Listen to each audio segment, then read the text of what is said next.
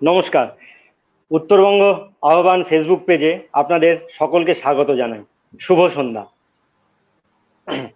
আমরা জানি ভারতবর্ষের সভ্যতা ও সংস্কৃতি সনাতন অর্থাৎ চিরস্থায়ী। ভারতবর্ষের সনাতন ঐতিহ্যবাহী সংস্কৃতির মাধ্যমে মানবিক গুণাবলীর সর্বোত্তম বিকাশ এখানে সম্ভব হয়েছে। ভারতবর্ষের ত্যাগব্রতী ঋষিমণিগণ শুধু এদেশের নয়, সারা বিশ্বের সুখ সমৃদ্ধির জন্য বিভিন্ন সময় নিজেদের দর্শন সমাজের সামনে রেখেছেন।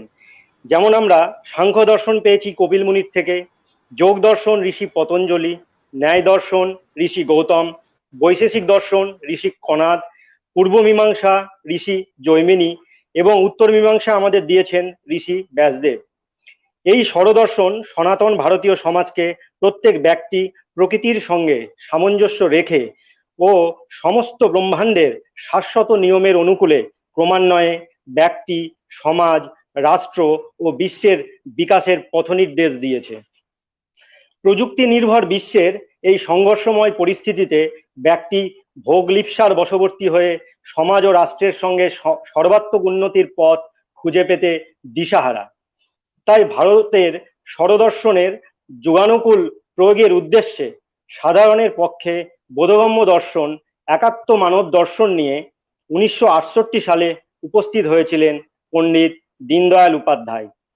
স্বরদর্শনের যুগানুকূল ব্যাখ্যা ও সংক্ষিপ্তকরণের মাধ্যমে পণ্ডিত দীনদয়াল উপাধ্যায় ভারতবর্ষের সমাজনীতি, অর্থনীতি, রাজনীতি, শিক্ষানীতি ও গ্রাম বিকাশের নীতির দিক নির্দেশ করেন।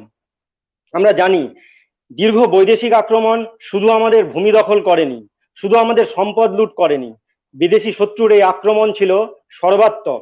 আমাদের সমাজ, সংস্কৃতি, চিন্তা ভাবনার মধ্যেও এক প্রকারের ঔপনিবেশিকতা, দাসত্ব প্রবেশ করাতে তারা সমর্থ হয়েছিল। স্বামী বিবেকানন্দ পরাধীন ভারতবর্ষে সনাতন জ্ঞান পরম্পরাকে বৈজ্ঞানিক দৃষ্টিভঙ্গিতে ব্যাখ্যা করে সারা বিশ্বের সামনে রেখেছিলেন। ভারতবর্ষ স্বাধীন হওয়ার পরেও আমরা রাষ্ট্র পরিচালনার বিভিন্ন নীতিতে দেখেছি বৈদেশিক তত্ত্বের অনুকরণ। এই অবস্থায় পণ্ডিত দীনদয়াল উপাধ্যায়ের একাত্ম মানব দর্শন দেশকে স্বতন্ত্র অর্থাৎ ভারতবর্ষের নিজস্ব পদ্ধতিতে দেশ পরিচালনার নীতি দিয়ে দেশকে আক্ষরিক অর্থে বিদেশি মানসিকতা থেকে মুক্ত হওয়ার পথ দেখিয়েছিলেন। তাকে ভারতবর্ষের একজন আধুনিক ঋষি বললে অত্যুক্তি হবে না। আজ ভারতবর্ষের রাষ্ট্র পরিচালনায় যে সাংস্কৃতিক উত্থান আমরা দেখতে পাচ্ছি তা জনসংঘের এক সফল রাজনীতিক পণ্ডিত দীনদয়াল উপাধ্যায়ের জন্যই সম্ভব হয়েছে। পণ্ডিত দীনদয়াল উপাধ্যায়ের জীবন ছিল তার দ্বারা প্রচারিত তত্ত্বের জীবন্ত স্বরূপ। মতাদর্শে অবিচল থেকেও যে একজন সফল রাজনীতিক হওয়া যায় তা দীনদয়াল উপাধ্যায় নিজের জীবন দিয়ে প্রমাণ করেছেন। ভারতবর্ষকে পরম বৈভবশালী করতে, পুনরায় বিশ্বগুরুর আসনে প্রতিষ্ঠিত করতে আমাদের ভারত আত্মাকে, তার নিজস্ব পদ্ধতিকে জানতে হবে। আর সেই উদ্দেশ্যেই আজ পণ্ডিত দীনদয়াল উপাধ্যায়ের জন্মতিথিতে বিশিষ্ট জনদের নিয়ে উত্তরবঙ্গ ফেসবুক পেজের মাধ্যমে সরাসরি আপনাদের সামনে উপস্থিত হয়েছে। আজ পণ্ডিত দীনদয়াল উপাধ্যায়ের জীবন ও দর্শন এর এই আলোচনা সভায় আমাদের মধ্যে উপস্থিত আছেন বিশিষ্ট শিক্ষাবিদ, সংস্কৃতজ্ঞ শ্রী প্রবীর মিত্র মহাশয়। প্রবীর দা একজন সমাজকর্মী এবং দীর্ঘদিন যাবৎ সমাজ সেবায় যুক্ত আছেন। প্রবীর দা রাষ্ট্রীয় স্বয়ংসেবক সংঘের উত্তরবঙ্গ প্রান্তের বৌদ্ধিক প্রমুখের দায়িত্ব পালন করছেন। আর আমাদের মধ্যে উপস্থিত আছেন বিশিষ্ট শিক্ষাবিদ শ্রী সাধন কুমার পাল মহাশয়। সাধনদা সমাজকর্মী এবং চিন্তাবিদ। সাধনদা বর্তমানে উত্তরবঙ্গ প্রান্তের প্রচার প্রমুখের দায়িত্ব পালন করছেন। সাধনদাকে নমস্কার ও স্বাগত জানাই। আর এই অনুষ্ঠান সঞ্চালনার দায়িত্ব পেয়ে ধন্য আমি শ্রী পিন্টু সান্যাল। আমি ব্যক্তিগত জীবনে একটি উচ্চ বিদ্যালয়ে শিক্ষকতা করি। এবার আর বিলম্ব করছি না, আপনাদের সামনে পণ্ডিত দীনদয়াল উপাধ্যায়ের জীবন সম্পর্কে বক্তব্য রাখবেন শ্রী প্রবীর মিত্র মহাশয়। প্রবীর দা। নমস্কার। আজকে একটা বিশিষ্ট দিনে আমরা বিজ্ঞানের এই মাধ্যমের দ্বারা সমাজের কাছে কিছু দীনদয়াল উপাধ্যায়ের জীবনী আলোচনা করব। তার সঙ্গে দ্বিতীয় অংশে আমরা তার যে একাত্ম মানব দর্শন সেই সম্বন্ধে আলোচিত হবে। আমরা ভারতবর্ষের লোকেরা তারা বিশ্বের সাথে সাথে একটা আর করোনা পরিস্থিতির মধ্যে দিয়ে অতিবাহিত হচ্ছি, কিন্তু এই কষ্টের সময়েও, এই যে গৃহবাস বা কোয়ারেন্টাইন, এই সময়েও একজন মনীষীকে সামনে রেখে মনীষীর জন্মজয়ন্তীতে এইরকম একটি কার্যক্রমের প্রয়োজনীয়তা উপলব্ধি করে উত্তরবঙ্গ আহ্বান পেজ যে কার্যক্রমে অংশ ব্যবস্থা করেছে সেই জন্য তারা ধন্যবাদ আরো। এবং এখানে আমাকে বক্তব্য রাখার জন্য সুযোগ দিয়েছে, তাতে আমি তাদের কাছে কৃতজ্ঞ। দীর্ঘ 4-5 মাস আমরা গৃহবাসে থাকার ফলে আমাদের কার্যপদ্ধতির, আমাদের লাইফস্টাইল অনেক পাল্টে গেছে, কিন্তু এর মধ্যেও আমরা নিজেদেরকে পুষ্ট করছি, নিজেদের আদর্শবাদ সম্বন্ধে জানছি একটি বিজ্ঞানের মাধ্যমেই। আমরা রামায়ণ মহাভারতের সময় দেখেছি, মহাভারতের যুগে পাণ্ডবদেরও বনবাসে থাকতে হয়েছিল, দুবার তারা বনবাস অজ্ঞাতবাস, কিন্তু সেই সময় তারা চুপ করে থাকেনি। মহাভারতের যুদ্ধের ইঙ্গিত পেয়ে শ্রীকৃষ্ণের কাছ থেকে তারা, শ্রীকৃষ্ণ অস্ত্র সংগ্রহ বেরিয়ে পড়েছিল, পশুপতি শিবকে সন্তুষ্ট করে পাশুপতং অস্ত্র, সকল ভাই। রামায়ণের যুগে দেখি রামচন্দ্রের বনবাসকালে তাকে কষ্টের জীবন অতিবাহিত করতে হয়েছে, প্রিয় পত্নী সীতা অপহৃত হয়েছেন, কিন্তু রামচন্দ্র থেমে থাকেননি। সেই সময় তারা সমাজকে দিগদর্শন করেছেন, সমাজের যারা কোল ভিড় মুন্ডা, যারা বনবাসী গিরিবাসী, তাদেরকে সংগঠিত করেছেন, ঋষি মুনিদের বাঁচিয়েছেন। আমার বলার বক্তব্য, এই সময় আমরাও আর শক্তি সঞ্চয় করছি। আগামী ভারতবর্ষে যে মহাযুদ্ধ, মহাভারতের যুদ্ধ, সেই যুদ্ধে আমরা যাতে বিজয়ী হতে পারি, তার জন্য তার শক্তি সঞ্চয়ের যে ব্যবস্থা, বৌদ্ধিক স্তরে, আধ্যাত্মিক স্তরে যে ব্যবস্থা, সেই ব্যবস্থার মাধ্যমে আমরা কাজ করছি। আজকে দীনদয়াল সম্বন্ধে তার যে আর 51 বছরের জীবন, সেই 51 বছরের জীবনে মানুষ, ইংরেজিতে একটা কথা আছে না, man live in deeds not in years. কতদিন বাঁচলো সেটাই গুরুত্বপূর্ণ নয়, তার কার্যক্রমের দ্বারা, ডিডসের দ্বারা, অ্যাক্টিভিটির দ্বারা কতখানি সমাজকে প্রেরণা দিল সেটাই দেখার। একজন মানুষের মৃত্যুর পর তার ছায়া যত দীর্ঘায়িত হবে, তার কার্যকলাপ যত দীর্ঘায়িত হবে, সেই মানুষ ততখানি সফল, এটা আমরা বলতে পারি। দীনদয়াল সম্বন্ধে ছোট্ট একটি কথা বললে তার সব কথা বলা হয়ে যায়।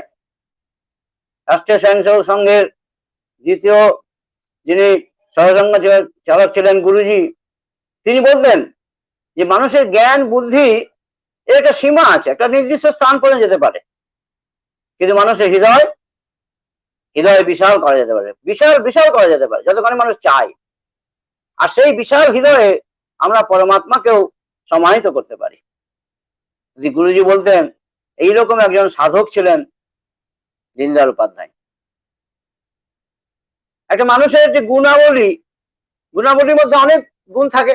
একটা মানুষের চরিত্রের সঙ্গে যদি আমরা সেই শব্দগুলোকে যুক্ত করি, তাহলে দেখতে পাবো যে তার আত্মবিশ্বাস কতখানি আছে, কঠোরতা কতখানি আছে, কর্মঠতা কতখানি আছে, দৃঢ় বিশ্বাস, নিষ্ঠা কতখানি আছে, ত্যাগ কতখানি আছে, সমাজ কল্যাণে তার অবদান কতখানি আছে, এবং রাষ্ট্রীয় একতা, রাষ্ট্রীয় অখণ্ডতার জন্য তিনি কত কাজ করেছেন।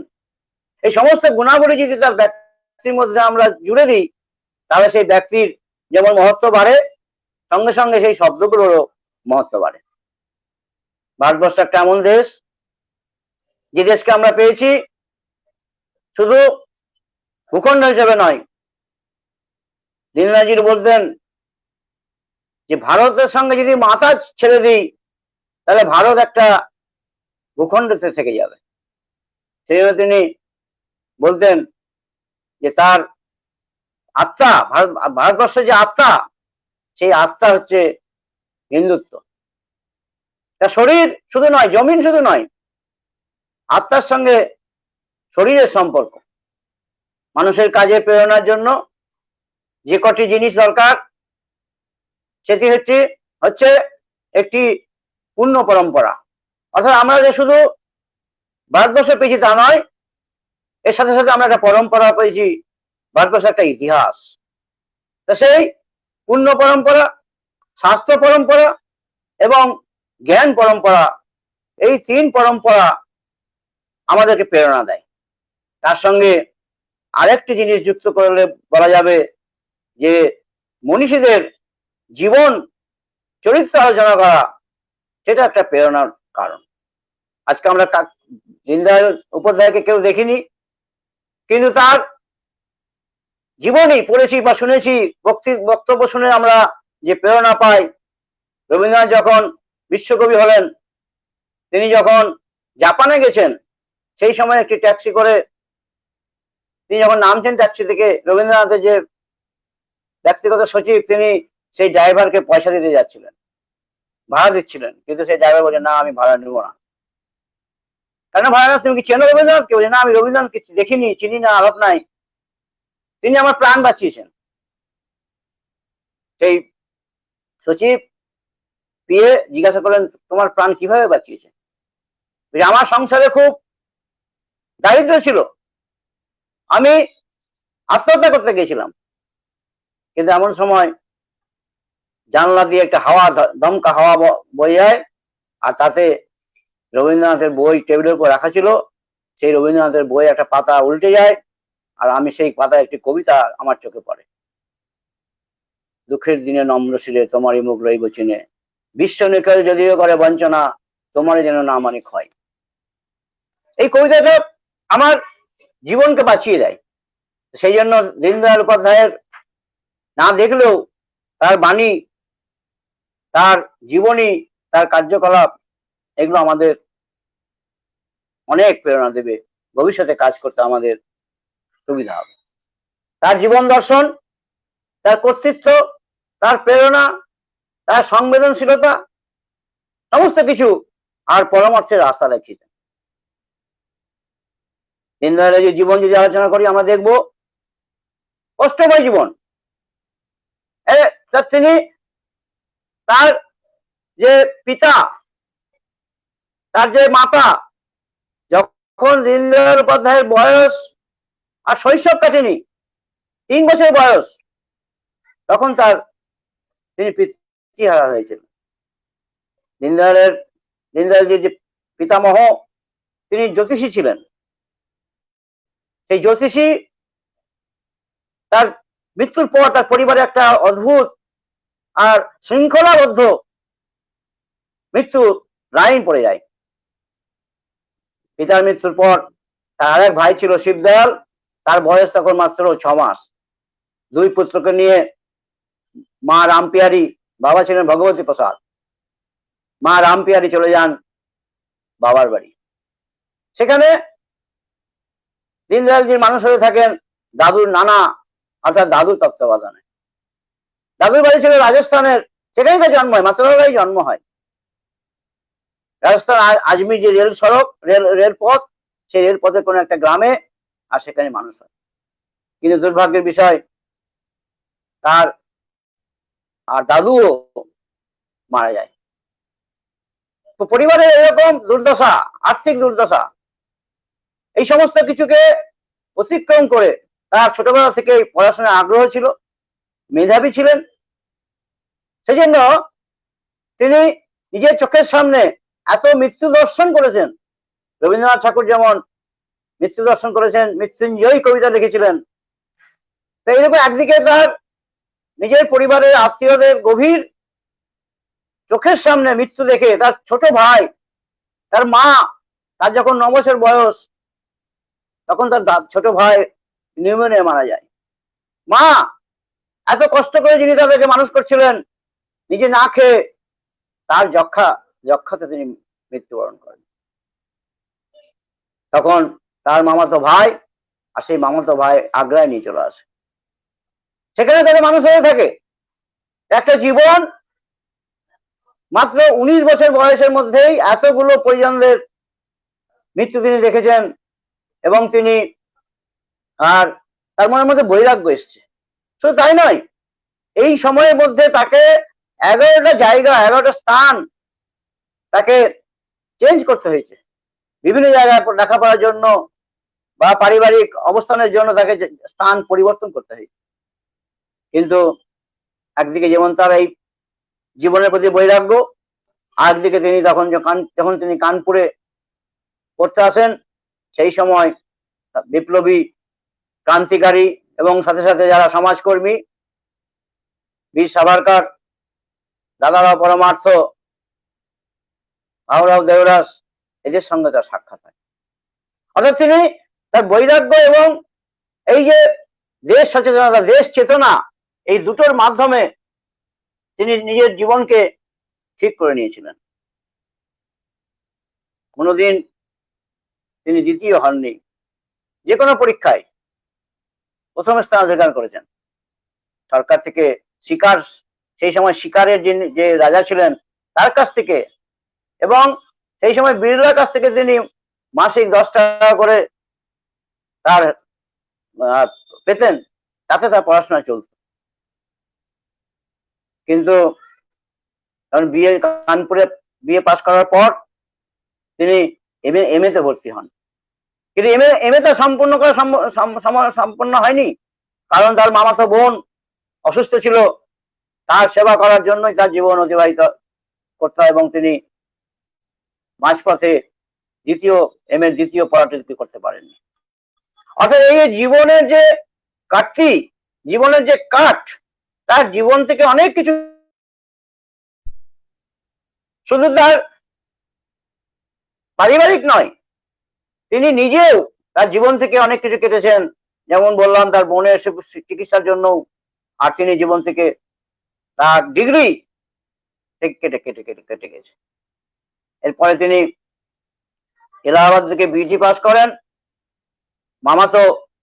মামা মামির ইচ্ছায় তিনি চাকরির পরীক্ষায় বসেন, কিন্তু চাকরির পরীক্ষায় তার কোট প্যান্ট না হওয়ায় তিনি ধুতি, পাঞ্জাবি এবং টুপি পরে পরীক্ষা দেন, আর সেই জন্য তাকে পণ্ডিত বলা হতো। পণ্ডিত দিন, আমাদের যেমন গুরুজি, সঙ্গের গুরুজি যিনি বেনারস হিন্দু ইউনিভার্সিটির অধ্যাপক ছিলেন, সেখান থেকে গুরুজি বলা হয়, এখান থেকেও তাকে আর পণ্ডিত বলা হয়। কিন্তু তিনি ঠিকই করেছিলেন যে আমি ব্রিটিশের চাকরি করব না। সেই চাকরি পরীক্ষাতে তিনি প্রথম হয়েছিলেন, কিন্তু তিনি ব্রিটিশের চাকরি পরিত্যাগ করেছিলেন। সেই চাকরি তার আমাকে যে চিঠি লিখেছিলেন, এই চিঠি একটি বিখ্যাত আর দস্তাবেজ হিসেবে আর রয়ে গেছে। আস্তে আস্তে আস্তে তিনি ঠিক করলেন তার জীবনকে তিনি রাষ্ট্রীয় স্বয়ংসেবক কাজে আর যুক্ত করলেন, এবং সেই সময় থেকে তিনি রাষ্ট্রীয় স্বয়ং, তাকে কেউ বলেনি কিন্তু যে তুমি রাষ্ট্রীয় স্বয়ংসেবক সংঘের প্রচারক হও, তাকে কেউ বলেনি। ভাউরাও দেওরাসের জীবনী পড়ছিলাম, সেখানে ভাউরাও দেওরাস বলছে যে আমি বলিনি, বা কেউ তাকে বলেনি সংঘের প্রচারক হওয়ার জন্য। অতি অল্প সময়ের মধ্যেই উত্তরপ্রদেশের থেকে তিনি সংঘের জেলা প্রচারক হওয়া থেকে শুরু করে মাত্র 2 বছর পরেই আর উত্তরপ্রদেশের সহ প্রান্ত প্রচারক হন। পরবর্তীতে তিনি আর প্রান্ত প্রচারক হন। এইভাবে তার সঙ্গে জীবন, কর্মঠ জীবন, সাদাসিধে জীবন, প্লেন লিভিং হাই থিঙ্কিং যে দর্শন। তিনি বলতেন যে 3টি বিষয় খুব প্রয়োজন। এক হচ্ছে সিদ্ধান্ত, দ্বিতীয় হচ্ছে সঠিক কার্যপদ্ধতি, এবং সেই কার্যপদ্ধতিকে নিজের জীবনে গ্রহণ করা। এই 3টি তিনি জোর দিয়েছিলেন, এবং নিজেও নিজের যে বিচার, নিজের যে দর্শন, সেই বিচার এবং দর্শনের সঙ্গে তিনি নিজের জীবনকেও ওতপ্রোতভাবে জড়িত করে দিয়েছিলেন। তিনি যখন সেই সময় অনেক পত্রিকা চলতো, রাষ্ট্রধর্ম, অর্গানাইজার, পাঞ্চজন্য। আর সেই সময় পত্রিকা প্রচার করার জন্য তিনি কত কষ্ট করেছেন। কারেন্ট থাকতো না, হাত দিয়ে মেশিন চালাতে হতো। সেই মেশিন থেকে পত্রিকা বের করে সাইকেলে বেঁধে স্টেশনে পৌঁছে দিতে হতো, লখনৌ চারবাগ স্টেশনে পৌঁছে দিতে হতো, আর সেখান থেকে সে বিভিন্ন জায়গায় যেত। দীনদয়াল উপাধ্যায় এবং কল্যাণ সিং, যে উত্তরপ্রদেশের মুখ্যমন্ত্রী ছিলেন, সেই সময়ে তাদের যে কাহিনী উত্তরপ্রদেশের ঘরে ঘরে, আর সেই কাহিনী প্রচুর সাইকেলে চড়ে তিনি সেই সময় সংগঠন করেছেন এবং রাষ্ট্রীয় স্বয়ংসেবক সংঘের দর্শনকে সমাজের মাধ্যমে সমাজের মাঝে প্রতিষ্ঠা করার জন্য অক্লান্ত পরিশ্রম করেছেন নিজের জীবন কাহিনী দিয়ে। আমি যে বলছিলাম, এই যে একটা মানুষের যে আয়ু, সেই আয়ুর মধ্যে তার সবকিছু থাকে না, তার যে জীবনী, তার যে কাহিনী, সেই কাহিনীর মধ্যে থাকে। একবার গুরুজি ট্রেনে ভ্রমণ করছিলেন ফার্স্ট ক্লাসে, থার্ড ক্লাসে দীনদয়াল উপাধ্যায় ছিলেন। দীনদয়াল উপাধ্যায় শুনতে পেলেন যে গুরুজি এই ট্রেনে আছেন, তিনি ফার্স্ট ক্লাসে, আর কথা বলতে গেলেন। কিছুক্ষণ সেখানে কথা বললেন। কথা বলার পর যখন ফিরে আসছেন, তখন টিটিকে বলছেন, আমার টিকিট তো থার্ড ক্লাসের, আমি ফার্স্ট ক্লাসে কিছুক্ষণ ছিলাম, তো সেই জন্য ফার্স্ট ক্লাসের ভাড়া আপনি কিছুটা নিন, এসির ভাড়া নিন। কিন্তু টিটি বলছে যে না, এতে সম্ভব নয়। কিন্তু দীনদয়াল নাছোড়বান্দা। এইরকম সহজ সরল জীবন, শুধু সহজ সরল জীবন নয়, তিনি যে নির্লোভ ছিলেন, লোভী ছিলেন না। রাজনীতি যখন তিনি এলেন, শ্যামাপ্রসাদ মুখোপাধ্যায়ের হাত ধরে যখন জনসংঘ প্রতিষ্ঠা হলো, সেই সময় গুরুজির কাছে যখন শ্যামাপ্রসাদ সহিংস কার্যকর্তা চাইলেন, তখন দীনদয়াল উপাধ্যায়কে দেওয়া হলো। শ্যামাপ্রসাদ বলেছেন, আমরা জানি সবাই, বিবেকানন্দ যেমন বলেছেন 50-100 জন যুবক চাই, শ্যামাপ্রসাদ যদি আর একটা দীনদয়াল যদি আমি পেতাম, তাই রাজনীতির ভোল আমি পাল্টে দিতাম। দীনদয়াল জীবনের যে নৈতিকতা, নীতিনিষ্ঠ রাজনীতি, সেই নীতিনিষ্ঠ রাজনীতির উদাহরণ গুরুজির নির্দেশে, তার অনিচ্ছায় তাকে একবার নির্বাচনে লড়তে হয়েছিল।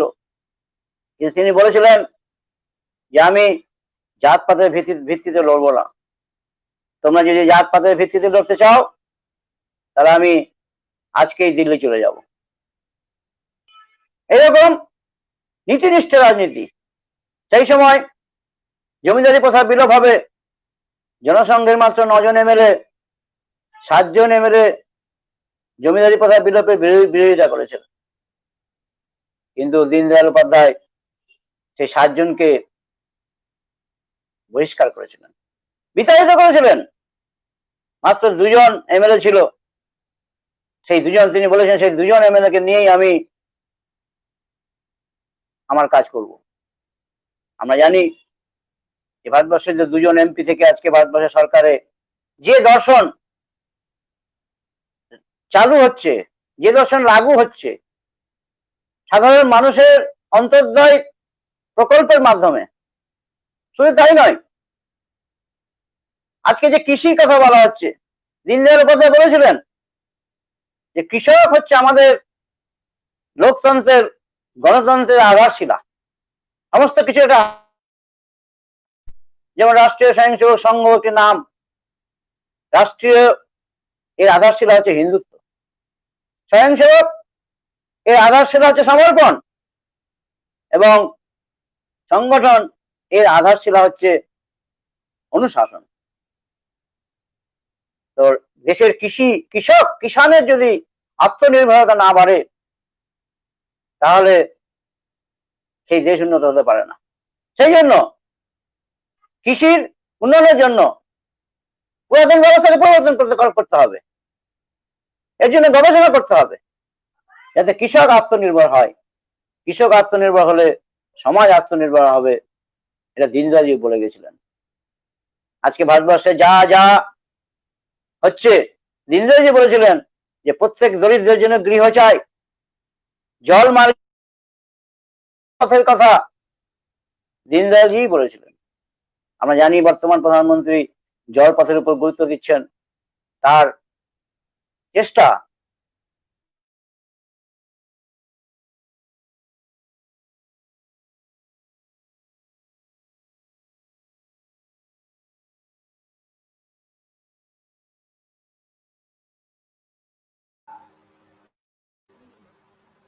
মনে হচ্ছে কানেক্টিভিটি প্রবলেম প্রবীরদার। দেখা যায়, একটু অপেক্ষা করি, অপেক্ষা করি। হ্যাঁ, নেটওয়ার্কের একটু সমস্যা দেখা দিয়েছে।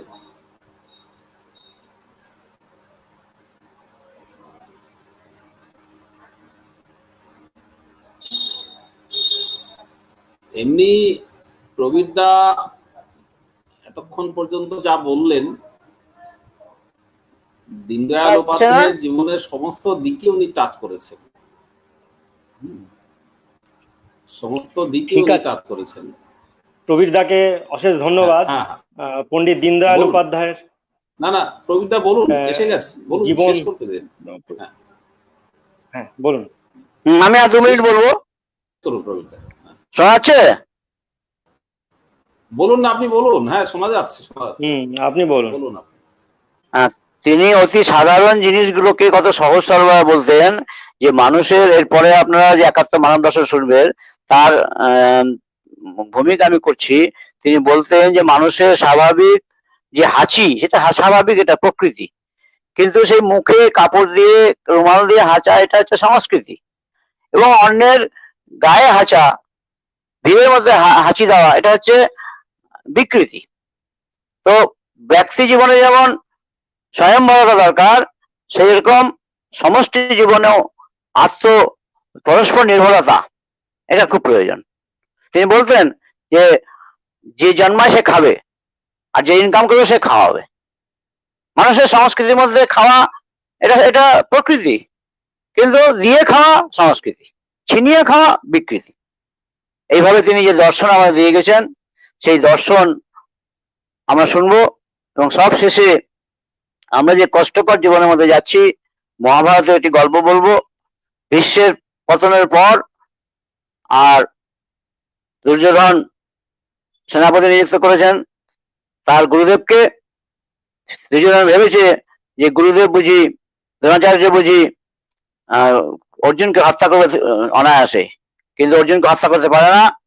পরের দিন দুর্যোধন গেছেন এর কাছে, গুরুদেব বলছে, গুরুদেব, আমি তো বিশ্বাস করতাম যে আপনি ধনুর্ধর, শ্রেষ্ঠ ধনুর্ধর, অর্জুনের সমস্ত কিছু জানেন, তার ইনস অ্যান্ড আউটস, ডুফল সব জানেন, আপনি তাকে বধ করছেন না কেন? বলছে, হ্যাঁ দুর্যোধন, তুমি ঠিকই বলেছো, আমি অর্জুনের সব জানি, কিন্তু অর্জুন তার জীবন যে কষ্টের মধ্যে অতিবাহিত করেছে, সেই কষ্টের মধ্যে জীবন আমি অতিবাহিত করিনি, আমি রাজপ্রাসাদে অতিবাহিত করেছি। সেই জন্য অর্জুনকে বধ করা আমার পক্ষে কষ্টকর। আমার বলার বক্তব্য যে আমরা যে কষ্টকর জীবন অতিবাহিত করছি, সংঘের জীবন যে কষ্টময় জীবন, দীনদয়াল উপাধ্যায়ের যে কষ্টময় জীবন, সেই কষ্টময় জীবনের মধ্যে দিয়ে আমরা অবশ্যই বিজয় লাভ করব। গুরুজির কথায় বিজয় হি বিজয়, এই আমাদের কামনা। এই বলে আমি বক্তব্য শেষ করছি। ধন্যবাদ প্রবীরদাকে এত সুন্দরভাবে পণ্ডিত দীনদয়াল উপাধ্যায়ের জীবন ব্যাখ্যা করার জন্য। আমরা পশ্চিমবঙ্গে প্রায়শই বামপন্থীদের স্লোগান শুনেছি, লড়াই চাই, লড়াই চাই, লড়াই করে বাঁচতে চাই।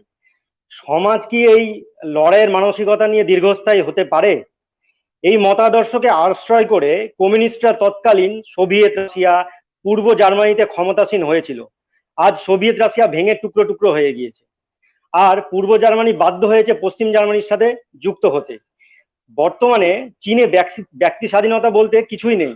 আর আমাদের ভুলে গেলে চলবে না যে করোনা মহামারী একটি কমিউনিস্ট দেশেরই দান। সাম্যবাদ যে সাম্রাজ্যবাদের অন্য রূপ, তা চীনের প্রতিবেশী দেশগুলোর ভূমি দখলের চেষ্টার মধ্যেই প্রমাণিত। বর্তমানে কেরলে দেশবিরোধী শক্তির বাড়বাড়ন্ত আমরা দেখতে পাচ্ছি। কমিউনিজমের তত্ত্ব যখন দুনিয়া জুড়ে ব্যর্থতায় পর্যবসিত হয়েছে, সেই অবস্থায় এমন কি কোনো তত্ত্ব আছে যা সমাজে লড়াই নয়, একাত্মতার মাধ্যমে ব্যক্তি ও সমাজ উভয়কেই পরিপুষ্ট করবে। সমাজবাদ ও পুঁজিবাদ ভিন্ন, সেই পথটা কি, সেই পথটা সম্পর্কে জানতেই, সেই দর্শন সম্পর্কে জানতে আমরা চলে যাব শ্রী সাধন কুমার পাল মহাশয়ের কাছে। সাধনদা। নমস্কার। আমরা এতক্ষণ মাননীয় প্রবীরদার কাছ থেকে পণ্ডিত দীনদয়াল উপাধ্যায়ের বিস্তারিত জীবনী শুনলাম। এবার প্রবীরদা একটা গুরু দায়িত্ব আমাকে দিয়ে গেছেন, সেটা হচ্ছে যে পণ্ডিত দীনদয়াল উপাধ্যায়ের যে একাত্ম মানববাদ, এই বিষয়টি আমাকে একটু ব্যাখ্যা করতে বলেছেন আমাদের সঞ্চালক মাস্টারমশাই পিন্টু সান্যাল। উনিও একটা গুরু দায়িত্ব আমার মাথায় চাপিয়ে দিয়েছেন। তো যাই হোক, একাত্ম মানববাদ একটা বড় বিষয়। একটা ওয়েবিনার বা একটা সংক্ষিপ্ত বক্তব্যে পুরো বিষয় উঠে আসা সম্ভব নয়। আমি তবুও চেষ্টা করব একটা আউটলাইন দেওয়া। একাত্ম মানববাদ, ইন্টিগ্রাল হিউম্যানিজম ইংরেজিতে বলছে, এটা একটা আউটলাইন দেওয়ার চেষ্টা করব। এই ইন্টিগ্রাল হিউম্যানিজম বলছে, ইজম কথাটা শুনলেই আমাদের কিন্তু আরো কতগুলো ইজম মাথায় চলে আসে, চোখের সামনে ঘোরাফেরা করতে থাকে। একটু আগে পিন্টুদা বলছিলেন যেমন মার্কসিজম, কমিউনিজম, ক্যাপিটালিজম, সোশ্যালিজম, মানে এই কথাগুলো শুনতে শুনতে আমরা অভ্যস্ত। অর্থাৎ এই ইজম ছাড়া যেন পৃথিবীতে চলবে না, এরকম এই ইজমগুলোই যেন ঘুরে ফিরে আমাদের নিতে হবে। কখনো মনে হবে মার্কসিজম পারছে না, তো আমাদের ক্যাপিটালিজম নিতে হবে। কখনো মনে হচ্ছে আরে ক্যাপিটালিজম তো এবার ব্যর্থ হয়েছে, বা সোশ্যালিজম নিতে হবে। অর্থাৎ এই জিনিসগুলো আমাদের মাথায় সবসময় ঘুরতে থাকে। এটা হচ্ছে একটা বিষয়। এই যে ইজমগুলো, এই ইজমগুলো নিয়ে কিন্তু অনেক বড় বড় বই লেখা হয়েছে, বড় বড় পুস্তক লেখা হয়েছে, ইংরেজি ভাষায় লেখা হয়েছে, বিভিন্ন ভাষায় লেখা হয়েছে। বড় বড় পণ্ডিতরা অনেক সেই সেমিনার করেছেন, সিম্পোসিয়াম করেছেন, কনক্লেভ করেছেন, অনেক কিছু করছেন, অনেক চর্চা হয়েছে গোটা পৃথিবীতে। ঘন্টার পর ঘন্টা এইসব নিয়ে তর্ক বিতর্ক এই সমস্ত কিন্তু হয়েছে। অবশ্য সাধারণ মানুষের বোঝার কথা নয়, সেই সব তর্কের সারমর্ম বোঝার কথা নয়। সাধারণ মানুষ কোনটা বোঝে? সাধারণ মানুষ বোঝে যে এই ইজমগুলো যখন বাস্তবের মাটিতে প্রয়োগ হচ্ছে, সেটা তাদের জীবনে কিরকম প্রভাব বিস্তার করছে, সাধারণ মানুষ কিন্তু সেটাই বোঝে। এবং এটাই কিন্তু সাধারণ মানুষের বিচার্য বিষয়। সেই জন্য আমি সেই মোটা মোটা পুস্তকের বা সেই বড় বড় কনক্লেভ সিম্পোসিয়ামের আলোচনায় আমি যাচ্ছি না। আমি একেবারে সাধারণ মানুষের যে অনুভব, সেই জায়গাটাকে আমি টাচ করার চেষ্টা করছি, স্পর্শ করার চেষ্টা করছি। সেই নিয়ে আমি খুব বেশি ইতিহাস নিয়ে ঘাটাঘাটি করতে রাজি না। আমাদের পিন্টুদা যেমন বললেন সোভিয়েত রাশিয়া ভেঙে গেছে, আমি এতদূর যাব না। আমার এতদূর যাব না, সেই ইতিহাসগুলো জানলো আমি এতদূর ইতিহাসে যেতেই, আমি ইতিহাস নিয়ে আলোচনা একটু কম পছন্দ করি, অনেকে ভুলেও যায়। আমি একেবারেই বর্তমান যেগুলো আমাদের মেমোরিতে আছে এখনো, সেই সব নিয়ে আমি দু চারটা কথা বলবো। এই করোনা সিচুয়েশন, প্রবীরদা প্রথমে করোনা নিয়ে বক্তব্য শুরু করলেন। এই করোনা পরিস্থিতিতে কোন দেশ কিরকম আচরণ করেছে, সেইটা দিয়ে সেই দেশের চরিত্রগুলো কিন্তু নির্ধারণ হয়ে গেছে। আসলে মানুষ যখন খুব বিপদে থাকে, সেই বিপদের সময় সে কেমন আচরণ করে, সেটা দিয়ে তার আসল ব্যক্তিত্ব, আসল মানসিকতা বোঝা যায়। চীনের কথা আমরা শুনলাম, চীনের প্রসঙ্গ এসছে। এই করোনা ভাইরাসকে এখন তো চাইনিজ ভাইরাস সবাই বলছে। অর্থাৎ এটাও নাকি চীনের একটা সাম্রাজ্য বিস্তারবাদী মানসিকতার কৌশল। বিশ্বে সুপার পাওয়ার হতে যাবে, তার নাকি একটা কৌশল, যে গোটা বিশ্বকে বিপর্যস্ত করে দিয়ে আমরাই 1 নম্বরে থাকবো, টপে চলে আসব। জানি না, এটা একটা বিতর্কিত বিষয়, প্রমাণ কিছু নেই, কিন্তু এই কথাটা বলছে, এটা সারা বিশ্ব জুড়ে আলোচনা হচ্ছে। তো যে বিষয়ে কোনো বিতর্ক নেই, সেটা হচ্ছে যে এই ভাইরাস চীনে প্রথম উৎপন্ন হয়েছে, তারপর চীন তথ্যটা চেপে রেখেছে বিশ্ববাসীর কাছে, এই বিষয়ে কোনো বিতর্ক নেই, এটা সত্য কথা। চীন যদি তখন বিষয়টা মানে চেপে না রাখতো, তথ্য গোপন না করতো, তাহলে তো গোটা বিশ্বের আজকে এই সর্বনাশটা হতো না। এটা কিন্তু প্রতিষ্ঠিত তথ্য। শুধু এখানটাই শেষ নয়, আমরা কি দেখলাম যে চীনে যখন এরকম করোনার দাপট চলছে, তখন ইটালি থেকে কিছু সাহায্য পাঠানো হয়েছিল, অর্থাৎ ওই যে পোশাকগুলো পরে কিট পাঠানো হয়েছিল ইটালি থেকে। তখনও কিন্তু ইটালিতে করোনার কোনো প্রাদুর্ভাব হয়নি। এরপরে আমরা দেখলাম যে যখন ইটালিতে করোনার প্রাদুর্ভাব হয়ে গেল, তখন কিন্তু চীন কি করলো, ইটালিকে সেই কিটগুলো পাঠাচ্ছে, সেই কিটগুলো পাঠিয়ে তাদের কাছে পয়সা নিচ্ছে। অর্থাৎ বিনা পয়সা দিচ্ছে তা কিন্তু না, ওদেরই জিনিস যারা এক সময় একেবারেই মানবিক কারণে দিয়েছিল সেইগুলো তাদের কাছে উল্টে বিক্রি করছে। তাহলে মানসিকতাটা ভাবুন। ভারতের সাথে তো একটা সীমান্ত বিরোধ শুরু হয়েছে, আমরা জানি। চীন করেই জানে যে এই সময়ে ভারত করোনা মোকাবেলায় ব্যস্ত, সুতরাং সেই সময় যদি একটু সীমান্ত অতিক্রম করে একটু বাড়তি জায়গা দখল করে নেওয়া যায়, এটা একটা বিশেষ সুযোগ। সুতরাং এই সুযোগ হাতছাড়া করা যায় না। আমরা জানি যে ভারত চীন সীমান্তে একটা যুদ্ধ পরিস্থিতি চলছে। অর্থাৎ চীনের এই যে বিস্তারবাদী নিয়ম সারা পৃথিবী জুড়েই, শুধু ভারতবর্ষ কেন, সারা পৃথিবী জুড়েই চীন কিন্তু এটা চাইছে। অর্থাৎ অন্যকে দাবিয়ে দিয়ে, অন্যকে ছোট করে দিয়ে আমরাই সুপার পাওয়ার হবো, আমরাই এক নম্বরে আসবো। চীন কমিউনিস্ট কান্ট্রি, মার্কসিজম কমিউনিজম আমরা যাই বলি তার পীঠস্থান। পৃথিবীতে একমাত্র দেশ চীন যারা কিনা এই ইজমগুলোর প্রতিনিধিত্ব করছে। সুতরাং তাদের এই যে মানসিকতা, বিস্তারবাদী ভাবনা, এই সম্পর্কে কিন্তু সমস্ত বিশ্ব আজকে ওয়াকিবহাল। তো গেল চীনের কথা, এবার আসছি আমেরিকার কথায়।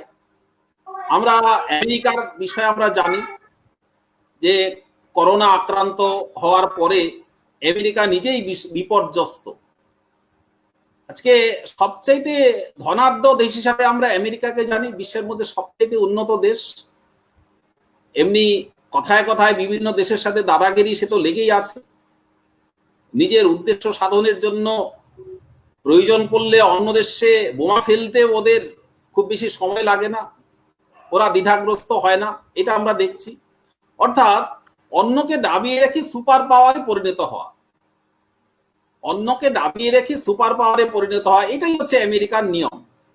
আজকে এই যে ক্যাপিটালিজমের পীঠস্থান, অর্থাৎ পুঁজিবাদের পীঠস্থান আমেরিকা, সমাজবাদের পীঠস্থান চায়না, এবং উভয়ের এই যে সুপার পাওয়ার হওয়ার মানসিকতা, অন্যকে দাবিয়ে রেখে, এটা কিন্তু এই করোনা পরিস্থিতিতে একদম পরিষ্কার হয়ে গেছে।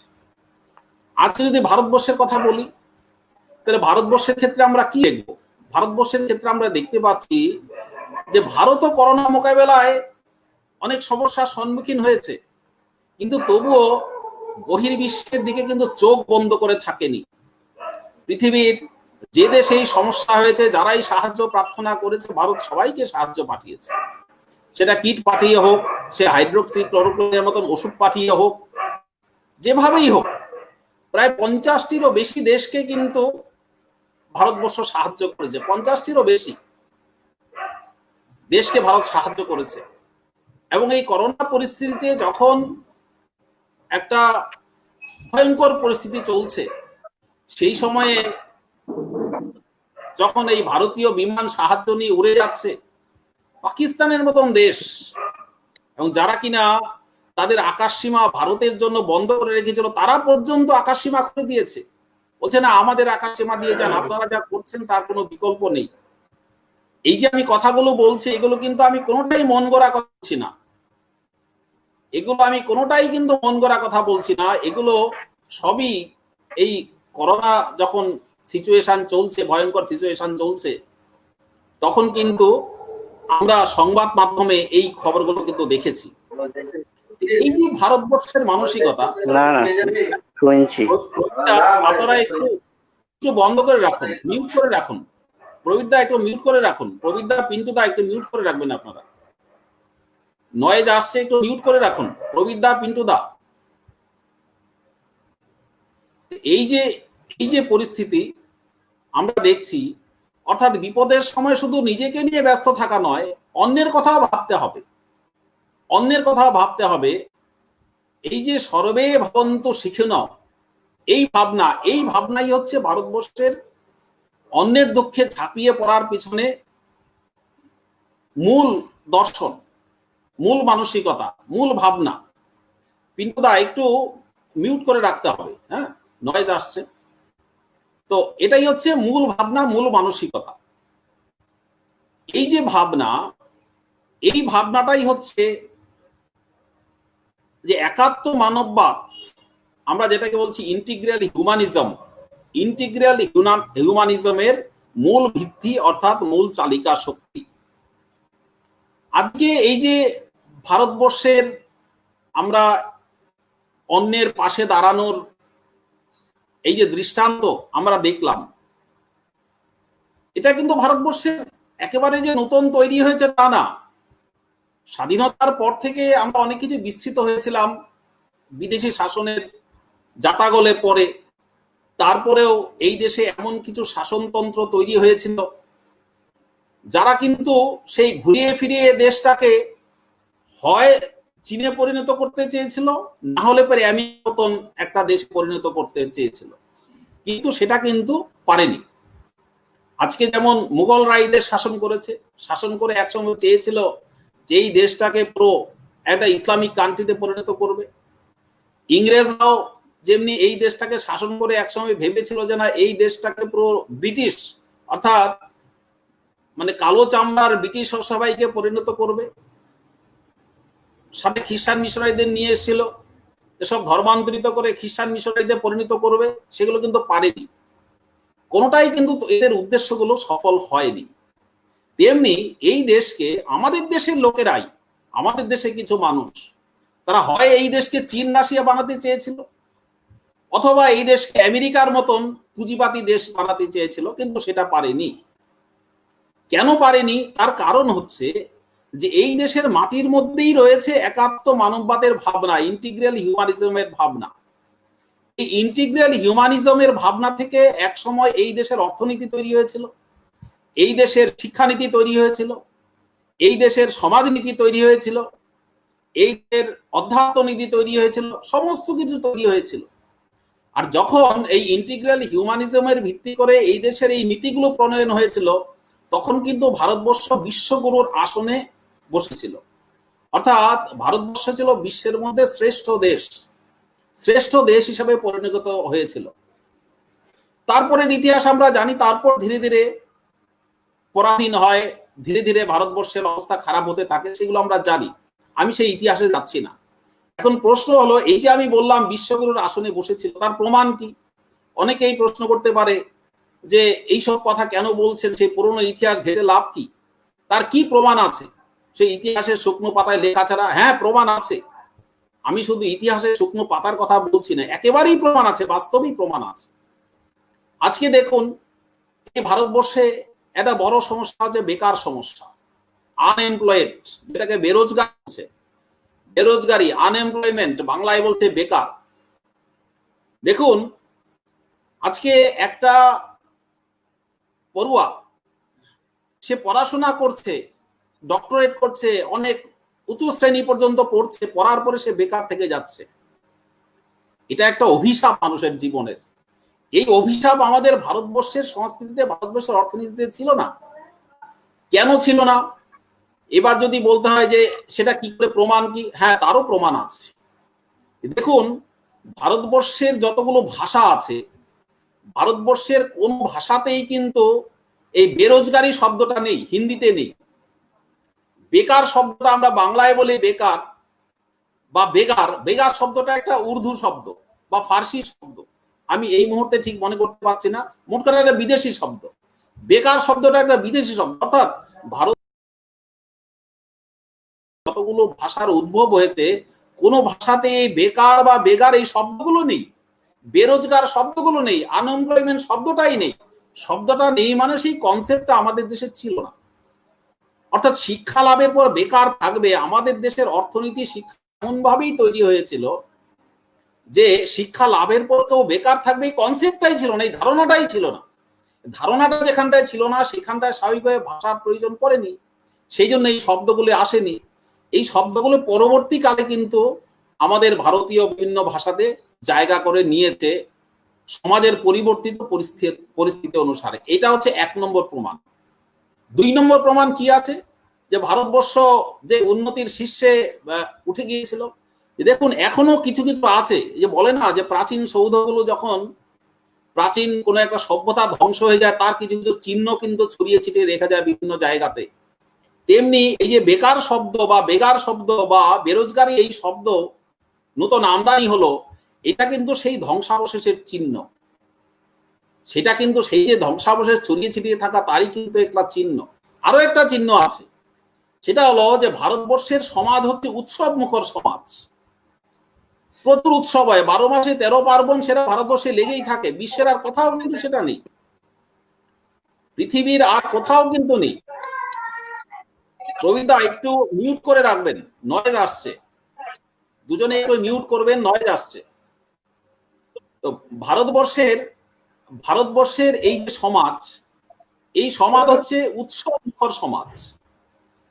এই উৎসব মুখর সমাজ সেখানেই সম্ভব যেখানটায় কিনা মানুষ স্বাধীন পেশাতে থাকে, অর্থাৎ কারো আন্ডারে চাকরি করে, অর্থাৎ পরাধীন পেশা আমি যেটাকে বলছি, কোনো কোম্পানিতে চাকরি করে, কোনো কর্পোরেট সংস্থায় চাকরি করে কিন্তু বছরে এতগুলো উৎসব পালন করা যাবে না।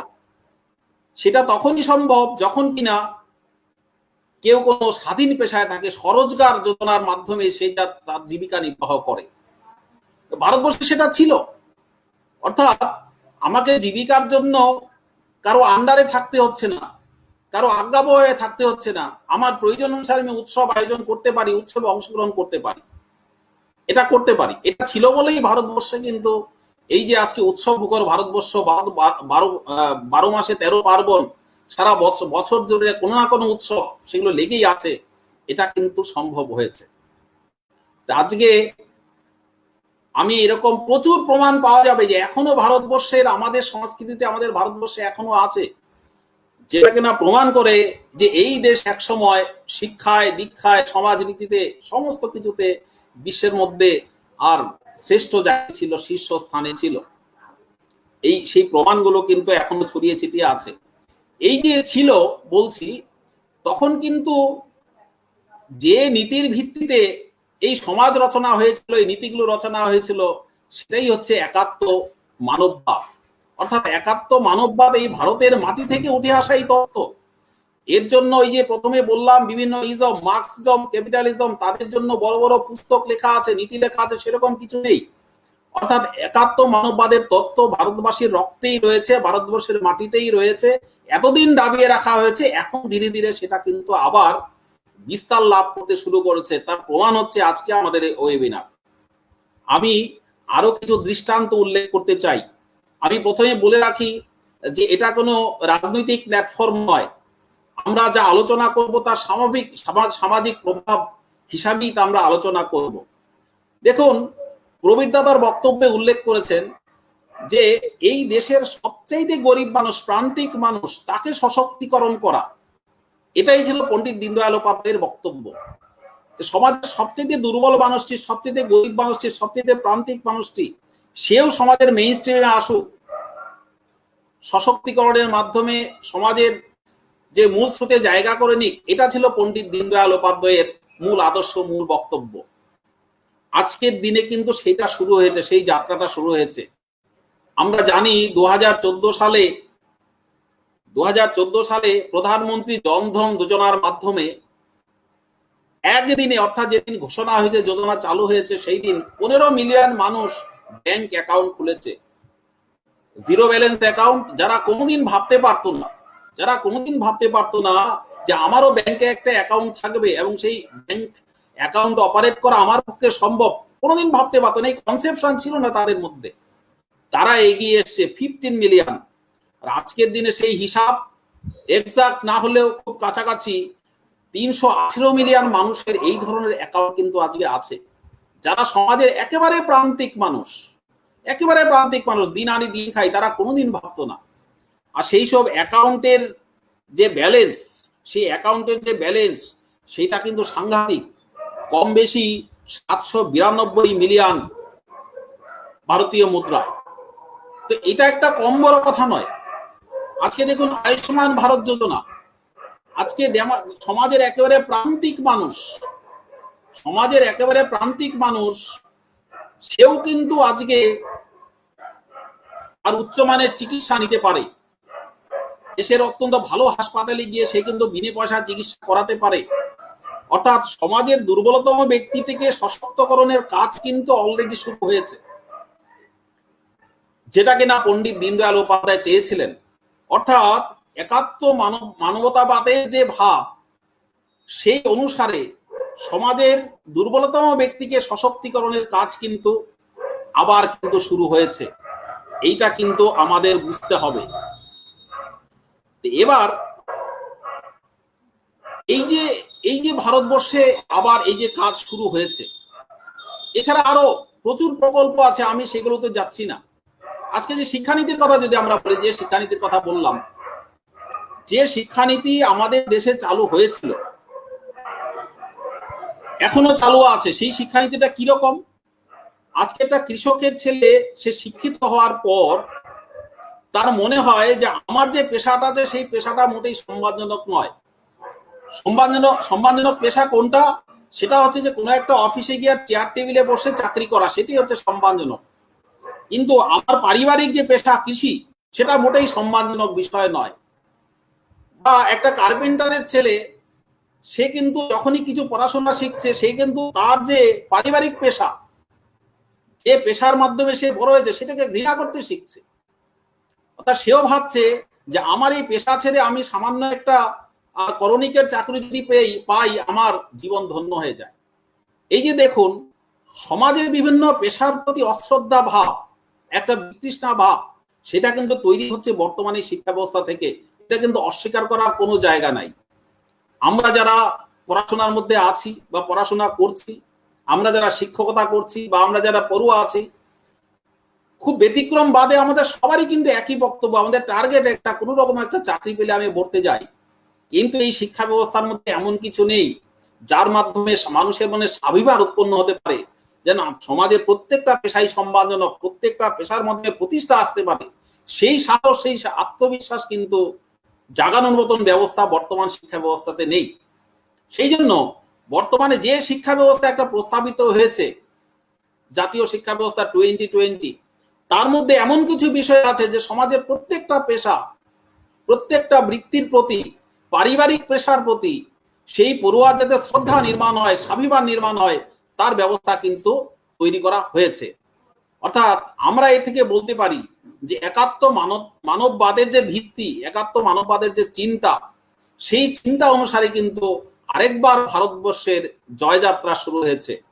যাই হোক, আমি এই বিষয়ে বিস্তারিত যাচ্ছি না। এবার প্রশ্ন হচ্ছে যে একাত্ম মানববাদ এর বিষয়টা কি কি আছে? একাত্ম মানববাদ একটা তো বুঝলাম, সর্বে ভবন্তু সুখিন, অর্থাৎ সবাই ভালো থাকুক, সবাই যাতে সুখী হয়, তার জন্য যেসব নীতি নিয়ম কানুন তৈরি করা দরকার, সেই নিয়ম কানুনের সমষ্টি হচ্ছে একাত্ম মানববাদের মূল কথা। এখানে মূল বিষয়টা কি? প্রত্যেকটা ইজম বা প্রত্যেকটা বিষয়েরই কিছু মৌলিক দৃষ্টিভঙ্গি থাকে। দৃষ্টিভঙ্গিটা কিরকম, সেই বিষয়টা কিন্তু আমাদের একটু বুঝতে হবে। যেমন আমরা পুঁজিবাদী চিন্তাধারায় যদি আমরা দেখি, ক্যাপিটালিজম ভাবনা যদি আমরা দেখি, সেখানে ব্যক্তি কিন্তু প্রধান, ব্যক্তির স্বাধীনতা, ব্যক্তির স্বাতন্ত্রতা, এটাই কিন্তু আসল, এটাই কিন্তু মেন, এটাকে সর্বোচ্চ গুরুত্ব দেওয়া হয়। আর ব্যক্তির স্বাধীনতা, ব্যক্তির স্বতন্ত্রতার জন্য যদি সমাজকে কোনো জায়গায় নিচু করতে হয়, সেটাও ঠিক আছে। অর্থাৎ একটা প্রতিযোগিতামূলক সমাজ, ব্যক্তি হচ্ছে একটা পলিটিক্যাল এনিমেল। এই যে বর্তমান গণতান্ত্রিক যে ব্যবস্থা আমাদের চলছে, তেমনি আমরা সমাজবাদের কথা যদি ধরি, সেখানটা ব্যক্তির কোনো গুরুত্ব নেই, ব্যক্তির কোনো গুরুত্ব নেই। অর্থাৎ সেখানটায় যে সরকার সমাজ তারাই হচ্ছে সব। সরকার ইচ্ছা করলে ব্যক্তির স্বাধীনতা, ব্যক্তির চিন্তা, ব্যক্তির স্বাতন্ত্রতা সমস্ত কিছু হরণ করতে পারে। এই যে ভাবনা, দেখুন, এই ভাবনাগুলো থেকেই কিন্তু সংঘর্ষের তৈরি। আজকে আমরা যেখানটাই যাই দেখব যে এই যে ভাবনা, ক্যাপিটালিজম, সোশ্যালিজম, তাদের এই যে ত্রুটিপূর্ণ চিন্তা ভাবনা, এই ত্রুটিপূর্ণ চিন্তা ভাবনা থেকেই কিন্তু সমাজে আজকে সংঘর্ষের উৎপত্তি। আজকে একাত্ম মানববাদ কি বলছে, একাত্ম মানববাদের মূল ভাবনাটা কি? একাত্ম মানববাদের মূল ধারণাটি হচ্ছে আমাদের শুধু মানব সমাজ নয়, চতুর্পার্শ্বস্থ সম্পূর্ণ জড় জীব জগৎ এই অগণিত বৈচিত্র্যপূর্ণ হলেও এদের সকলের একটা সম্মিলিত আত্মা আছে, একটা সোল আছে। অর্থাৎ আমাদের চারদিকে আমরা যা কিছু দেখতে পাচ্ছি, আমাদের চারদিকে আমরা যা কিছু দেখতে পাচ্ছি শুধু সমাজ নয়, আমরা এই যে সৃষ্টি, গাছপালা, পশু পাখি, এমনকি জড় পদার্থ, এই যে আমরা যা কিছু দেখতে পাচ্ছি সবকিছুর একটা সম্মিলিত আত্মা আছে। অর্থাৎ আমি এদের থেকে বিচ্ছিন্ন নই, আমিও এদের সাথে কোনো না কোনো ভাবে যুক্ত। আজকে সেই যে দূরের গ্রহ বা রাস্তার ধূলিকণাটের কথাই বলি, বা যে পশুটি জঙ্গলে বিচরণ করছে তার সাথেও আমি কোনো না কোনো ভাবে যুক্ত আছে, ব্যক্তি কোনো না কোনো ভাবে যুক্ত আছে। এই যে যুক্ত থাকার ভাবনা, একাত্ম থাকার ভাবনা, এটাই হচ্ছে ইন্টিগ্রাল হিউম্যানিজমের ভাবনা। অর্থাৎ মানুষ সর্বোপরি নয়, অর্থাৎ মানুষ সবকিছুর প্রভু নয়, মানুষ সবকিছুর মালিক নয়, এই সমস্ত সিস্টেমের একটা অংশ হচ্ছে মানুষ। সেজন্য মানুষ যাই করুক তাকে সম্পূর্ণ সিস্টেমের কথা ভাবতে হবে, তাকে সমাজের কথা ভাবতে হবে, তাকে পরিবেশের কথা ভাবতে হবে, তাকে বিশ্বের কথা ভাবতে হবে, তাকে ব্রহ্মাণ্ডের কথাও ভাবতে হবে।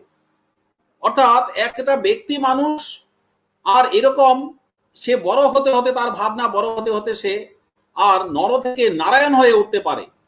এটাই হচ্ছে একাত্ম মানবতাবাদের মূল ভাবনা। এখানটায় মানুষকে, একটা মানুষকে শুধুমাত্র তার দেহ এরকম ভাবে দেখা হয়নি। একাত্ম মানববাদে মানুষ হচ্ছে দেহ, মন, বুদ্ধি, আত্মা, এই চারটা সমষ্টি হচ্ছে মানুষ। এটা হচ্ছে একাত্ম মানবতাবাদের মূল বিষয়। অর্থাৎ দেহ, মন, আত্মা, এই চারটা হচ্ছে একাত্ম মানবতাবাদের মূল বিষয়। সেই জন্য আমরা শুধু যে দৈহিক সুখের কথা বলি সেটা কিন্তু পর্যাপ্ত নয়, সেটা কিন্তু পর্যাপ্ত নয়। আজকে আমরা এই যে ভোগবাদী সমাজ ব্যবস্থায় দেখছি, যেসব দেশ অত্যন্ত উন্নত, যাদের খাওয়া পড়ার কোনো সমস্যা নেই, তাদের দিকে তাকালে আমরা দেখব যে তাদের খাওয়া পড়ার সমস্যা নেই, তাদের প্রাচুর্য আছে প্রচুর, কিন্তু প্রাচুর্য থাকলেও যে পিস, সামাজিক শান্তি, মানসিক শান্তি, সেটা খুবই অভাব। এটা কিন্তু আমরা দেখতে পাচ্ছি। আজকে এই করোনার সময় যদি আমরা দেখি, পরিস্থিতি বিশ্লেষণ করি, তাহলে আমরা দেখব যে বিশ্বের অনেক দেশের তুলনায় ভারতবর্ষ অনেক বেশি শান্ত ছিল, অনেক বেশি শান্ত সমাহিত ছিল, অনেক বেশি তারা নিয়ম মেনে চলেছে। তার কারণ এটাই প্রমাণ করে যে ভারতবর্ষ শান্তির দেশ, এখানটা অন্তত শান্তি আছে। দারিদ্র আছে, বেকারি আছে, অনেক সমস্যা আছে, কিন্তু শান্তি এখানটায় আছে। তার কারণ হচ্ছে ভারতবর্ষের যে মূল জীবন দর্শন, এই জীবন দর্শনের জন্যই কিন্তু আজকে এই যে ভারতবর্ষের শান্তিপ্রিয় অবস্থা। এইখানটায় যে সুখের সংজ্ঞা দেওয়া হয়েছে, সেই জন্য বলা হয়েছে যে সুখ মানে শুধু কিন্তু এখানটায় দেহের সুখ নয়, সুখ মানে মনের সুখও বটে। অর্থাৎ একটা মানুষকে আমরা যদি খাবার দেই, খাবার দিয়ে তাকে দুটো গালি দিয়ে দিলাম, গালি দিয়ে দিলে কি হবে? সে কিন্তু খাবারটা গ্রহণ করবে না। সে যত ক্ষুধার্ত হোক না কেন, যতই ক্ষুধার্ত হোক, সে কিন্তু খাবার গ্রহণ করবে না। কারণ সে একটা মানুষ, তার ভিতরে একটা মানবিক সম্মান আছে, তার ভিতরে একটা আত্মসম্মান আছে, এই সমস্ত বিষয়গুলো কিন্তু তার মধ্যে রয়েছে। সেই জন্য শুধু তার যে নিবৃত্তি কিন্তু বড় কথা নয়, ক্ষুধা নিবৃত্তি কিন্তু বড় কথা নয়, তার যে মনের সুখ, মানসিক শান্তি, সেটাও কিন্তু তার আসতে হবে। সেই জন্য আজকে শুধু শারীরিক সুখ নয়, তার মানসিক শান্তিও কিন্তু আসতে হবে। আমরা জানি একটা সৈন্য যখন সীমান্তে যুদ্ধ করতে যায়, তখন বাড়ির একটা চিঠি, বাড়ি থেকে একটা যখন চিঠি যাবে, সেই চিঠি কিন্তু তাকে খুব শক্তি যোগায়, তার ভিতরে পজিটিভ ফোর্স আনে, আরো বেশি করে যুদ্ধ করার প্রেরণা যোগায়। কেন বলুন তো? একটা চিঠির মধ্যে কি আছে? এটা হচ্ছে মানসিক সুখ। মানসিক সুখের পরে আসছে বৌদ্ধিক সুখ, অর্থাৎ দৈহিক, মানসিক, তারপরে বৌদ্ধিক সুখ। বৌদ্ধিক সুখ, মানুষ কিছু একটা সৃজনশীল প্রাণী মানুষ, সুতরাং মানুষ কিছু একটা নতুন সৃষ্টি করে সে কিন্তু আনন্দ পায়, এটা আমরা দেখি, সবসময় সেটা আমরা দেখেছি। আজকে পরীক্ষায় ভালো রেজাল্ট করলে আনন্দ পায়, মানুষ একটা ভালো বক্তব্য দিচ্ছে, হাততালি পড়ছে, মানুষ আনন্দ পাচ্ছে। এগুলো কি? এগুলো তার যে বৌদ্ধিক ভাবনা, তার স্বীকৃতি। অর্থাৎ যে বৌদ্ধিক সুখ, এটাও কিন্তু মানুষের দরকার আছে। শেষ হচ্ছে আত্মিক সুখ। এই আত্মিক সুখ কিন্তু এটা কিন্তু আরো উঁচু মানের সুখ, আরো স্থায়ী এবং আরো পার্মানেন্ট সুখ, আমরা এটাকে আত্মিক সুখটাকে বলতে পারি। এই যে করোনার সময় যদি আমি উদাহরণ দিই, তাহলে আমরা দেখবো করোনার সময় অনেক মানুষ বলছিলেন যে যেভাবে লকডাউন করা হচ্ছে, তাতে যত মানুষ না করোনায় মরবে, তার চেয়ে অনেক মানুষ না খেয়ে মরবে। আমরা দেখেছি, কিন্তু অনেক বড় বড় পণ্ডিতরা কিন্তু এই কথাগুলো বলেছেন। কিন্তু সৌভাগ্য, আমাদের সৌভাগ্য যে তাদের ভবিষ্যৎবাণী কিন্তু ফলেনি, তাদের ভবিষ্যৎবাণী কিন্তু সত্য হয়নি। আমরা কি দেখলাম যে না খেয়ে কোনো মানুষ কিন্তু মারা যায়নি। তার কারণ কি? আমাদের সমাজ এতটাই তখন সক্রিয় ছিল, সচেতন ছিল, কম বেশি প্রত্যেক মানুষই তার পাড়া বা তার এলাকার সমস্ত দরিদ্র বা দুর্বল মানুষের দিকে কিন্তু সে তাকিয়েছে, তার কথা কিন্তু ভেবেছে। এখানটা কিন্তু ওই ভাবনা কাজ করে, সেই ডারউইনের ভাবনা, survival of the fittest, survival of the fittest, অর্থাৎ যোগ্যতমের উদবর্তন, এই ভাবনা কিন্তু কাজ করেনি। এই ভাবনা কাজ করলে তো ভারতবর্ষে মহামারী লেগে যেত, কিন্তু সেই মহামারীটা হয়নি। তার কারণ হচ্ছে সর্বে ভবন্তু সুখিনঃ। এটা হচ্ছে আমাদের মূলগত চিন্তা, মূলগত ভাবনা। অর্থাৎ আমরা বিশ্বাস করি যে আমার বাড়ির পাশের যে দরিদ্র মানুষটিকে খাওয়ালে সেটা আমাকে একটা সুখ দেয়। এই যে সুখ, জানি আমি তার থেকে কোনো রিটার্ন পাবো না। আমি একটা দরিদ্র ব্যক্তিকে খাওয়ালে তার থেকে আমি কি রিটার্ন আশা করতে পারি? কিন্তু তবুও তাকে খাইয়ে কিন্তু আমি শান্তি পাই। এটা হচ্ছে আত্মিক সুখ। অর্থাৎ আমি বুঝি আর না বুঝি, আমার ভিতর সেই চেতনার স্তর আসুক আর না আসুক, সত্য, অর্থাৎ সেই যে দরিদ্র লোকটির যে আত্মা, আমার আত্মা, তারা কিন্তু একই সূত্রে আবদ্ধ, একই আত্মা থেকে কিন্তু আমাদের সৃষ্টি। এটা হচ্ছে ভারতীয় ভাবনা। এটাই হচ্ছে আমাদের এই একাত্ম মানববাদের মূল বক্তব্য, মূল কথা। আজকে এই যে মানুষের বিকাশ, বিকাশ বলতে ব্যষ্টি থেকে সমষ্টিতে আসা, সমষ্টি থেকে সৃষ্টি, সৃষ্টি থেকে পরমেষ্টি, অর্থাৎ নর থেকে নারায়ণ ওঠা, নারায়ণ হয়ে ওঠা, তার যে পদ্ধতি, তার যে পথ, এটি হচ্ছে একাত্ম মানবতার পথ। এবং সেই পথ কিন্তু ভারতবর্ষই সৃষ্টি করেছে। আজকে গোটা বিশ্বের কথা যদি আমরা ধরি, গোটার বিশ্বের কথা ধরলে আমরা দেখব যে গোটার বিশ্বকে দেওয়ার মতন আমাদের এই একটি জিনিস কিন্তু এখনো আছে, যেটা গোটা বিশ্ব আমাদের থেকে গ্রহণ করতে পারে। সেই জন্য আজকে এই একাত্ম মানবতাবাদ নিয়ে আমাদের আরো পড়াশোনা করতে হবে, আরো বুঝতে হবে, এবং সেটা আমাদের ব্যক্তিগত জীবনে, আমাদের সামাজিক জীবনে, আমাদের রাষ্ট্রীয় জীবনে কি করে প্রয়োগ করা যায়, সেটা কিন্তু আমাদের দেখতে হবে। এই আমাদের একাত্ম মানবতাবাদের যে তথ্য, এই তথ্যের উৎসটা হলো 1965-তে পণ্ডিত দীনদয়াল উপাধ্যায় বোম্বেতে 4টে ভাষণ দিয়েছিলেন। সেখানটা উনি সমস্ত বিষয় কিন্তু বলেছিলেন। উনি কোনো পুস্তক রচনা করে যাননি, যে বড় বড় পুস্তক রচনা করে একটা ইজম তৈরি করে গেছেন, সেটা কিন্তু না। উনি ভারতবর্ষের যে মূল কথাটা, সেটা ভাষণের মাধ্যমে তুলে গিয়েছিলেন। সেগুলো লিপিবদ্ধ হয়েছে, তার ব্যাখ্যা বিশ্লেষণ, তার উপর নির্ভর করে প্রচুর গ্রন্থ রচিত হয়েছে। তাতেই কিন্তু এই যে একাত্ম মানববাদ, এই বিষয়টা কিন্তু এসছে। এই একাত্ম মানববাদ, এই এই যে তথ্য, ভাবনা, এই যে দর্শন, এই দর্শনের বক্তব্য হলো যে মানুষ হচ্ছে দেহ, মন, বুদ্ধি, আত্মা। এটা হচ্ছে মানুষ। মানুষের এই 4টে সত্তা, তার সমষ্টি হচ্ছে একটা মানুষ। মানুষের জীবনের লক্ষ্যটা কি? মানুষের জীবনের লক্ষ্য হচ্ছে 4টা পুরুষার্থ লাভ করা। পুরুষার্থ, প্রথম পুরুষার্থ হচ্ছে কাম। কাম হচ্ছে আমাদের ডিজায়ার সিস্টেম। কাম মানে খারাপ কিছু এরকম বলছি না, যে কাম মানে খুব খারাপ কিছু ইত্যাদি ইত্যাদি ছিছি করতে হবে, এরকম না। কাম মানে মানুষের জীবনের যাবতীয় ডিজায়ার সিস্টেম। আমি দেশের উন্নতি করবো, এটা একটা কাম, এটাও কামনার মধ্যে পড়ে, এটা ডিজায়ারের মধ্যে পড়ে। আমি ব্যক্তিগত টাকা পয়সা রোজগার করবো, এটাও ডিজায়ারের মধ্যে পড়ে। সুতরাং প্রথম পুরুষার্থ হচ্ছে কাম। এই কাম, এই ইচ্ছা, তার জন্যই কিন্তু আমাদের এই জগৎ সৃষ্টি হয়েছে। এই কাম, এই বিষয়টা না থাকলে কিন্তু জগতেই সৃষ্টি হতো না, আমাদের জীবন নির্মাণ হতো না, দেশ নির্মাণ হতো না। সেই জন্য প্রথম পুরুষার্থ হচ্ছে কাম, এটা বুঝতে হবে। দ্বিতীয় হচ্ছে অর্থ। দ্বিতীয় হচ্ছে অর্থ পুরুষার্থ, অর্থ পুরুষার্থ অর্থাৎ আমরা জীবনে যা যা আকাঙ্ক্ষা করি, জীবনে আমরা যা যা চাই, সেগুলো পেতে গেলে কিছু একটা লাগবে। টাকা ছাড়া আমি কোনো খাদ্যদ্রব্য কিনতে পারবো না। আমি কিছু একটা কিনতে যাব, আমার প্রয়োজনের কিছু একটা জিনিস আমি লাভ করতে চাই, তার জন্য অর্থের প্রয়োজন আছে, সেটা হচ্ছে অর্থ। সেই অর্থ যেমন টাকা পয়সা হতে পারে, অর্থ অন্যরকম ভাবে হতে পারে। অর্থাৎ যে বিষয়ের দ্বারা আমরা জীবনের কাঙ্ক্ষিত বিষয়গুলো লাভ করতে পারি, সেটাই হচ্ছে অর্থ। দ্বিতীয় পুরুষার্থ হচ্ছে অর্থ। এই কাম, অর্থ, তারপরে হচ্ছে আরেকটা হচ্ছে ধর্ম। এই ধর্ম পুরুষার্থ, এটা হচ্ছে খুব ইম্পর্টেন্ট। অর্থাৎ যে কামের কথা বললাম, মানুষের জীবনে তো চাওয়া পাওয়ার শেষ নেই, অর্থ রোজগারেরও শেষ নেই। এই চাওয়া পাওয়া, অর্থ, এগুলো সবই কন্ট্রোল বাই, নিয়ন্ত্রিত হবে কার দ্বারা? এই ধর্ম পুরুষার্থ দ্বারা কিন্তু নিয়ন্ত্রিত হবে। ধর্মটা কিরকম? ধর্মটা আমরা বলতে পারি যে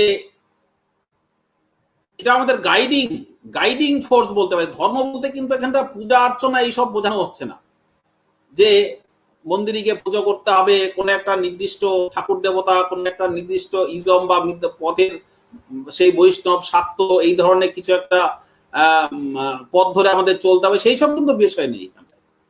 ধর্ম কিন্তু এখানটায় আসলে একটা যে নিয়মের মাধ্যমে আমাদের মানব সভ্যতা তৈরি হয়েছে। একটা শ্লোকে বলা হয়েছে, ধৃতি ক্ষমা দম অস্তেয় শৌচম সংযমে বচ।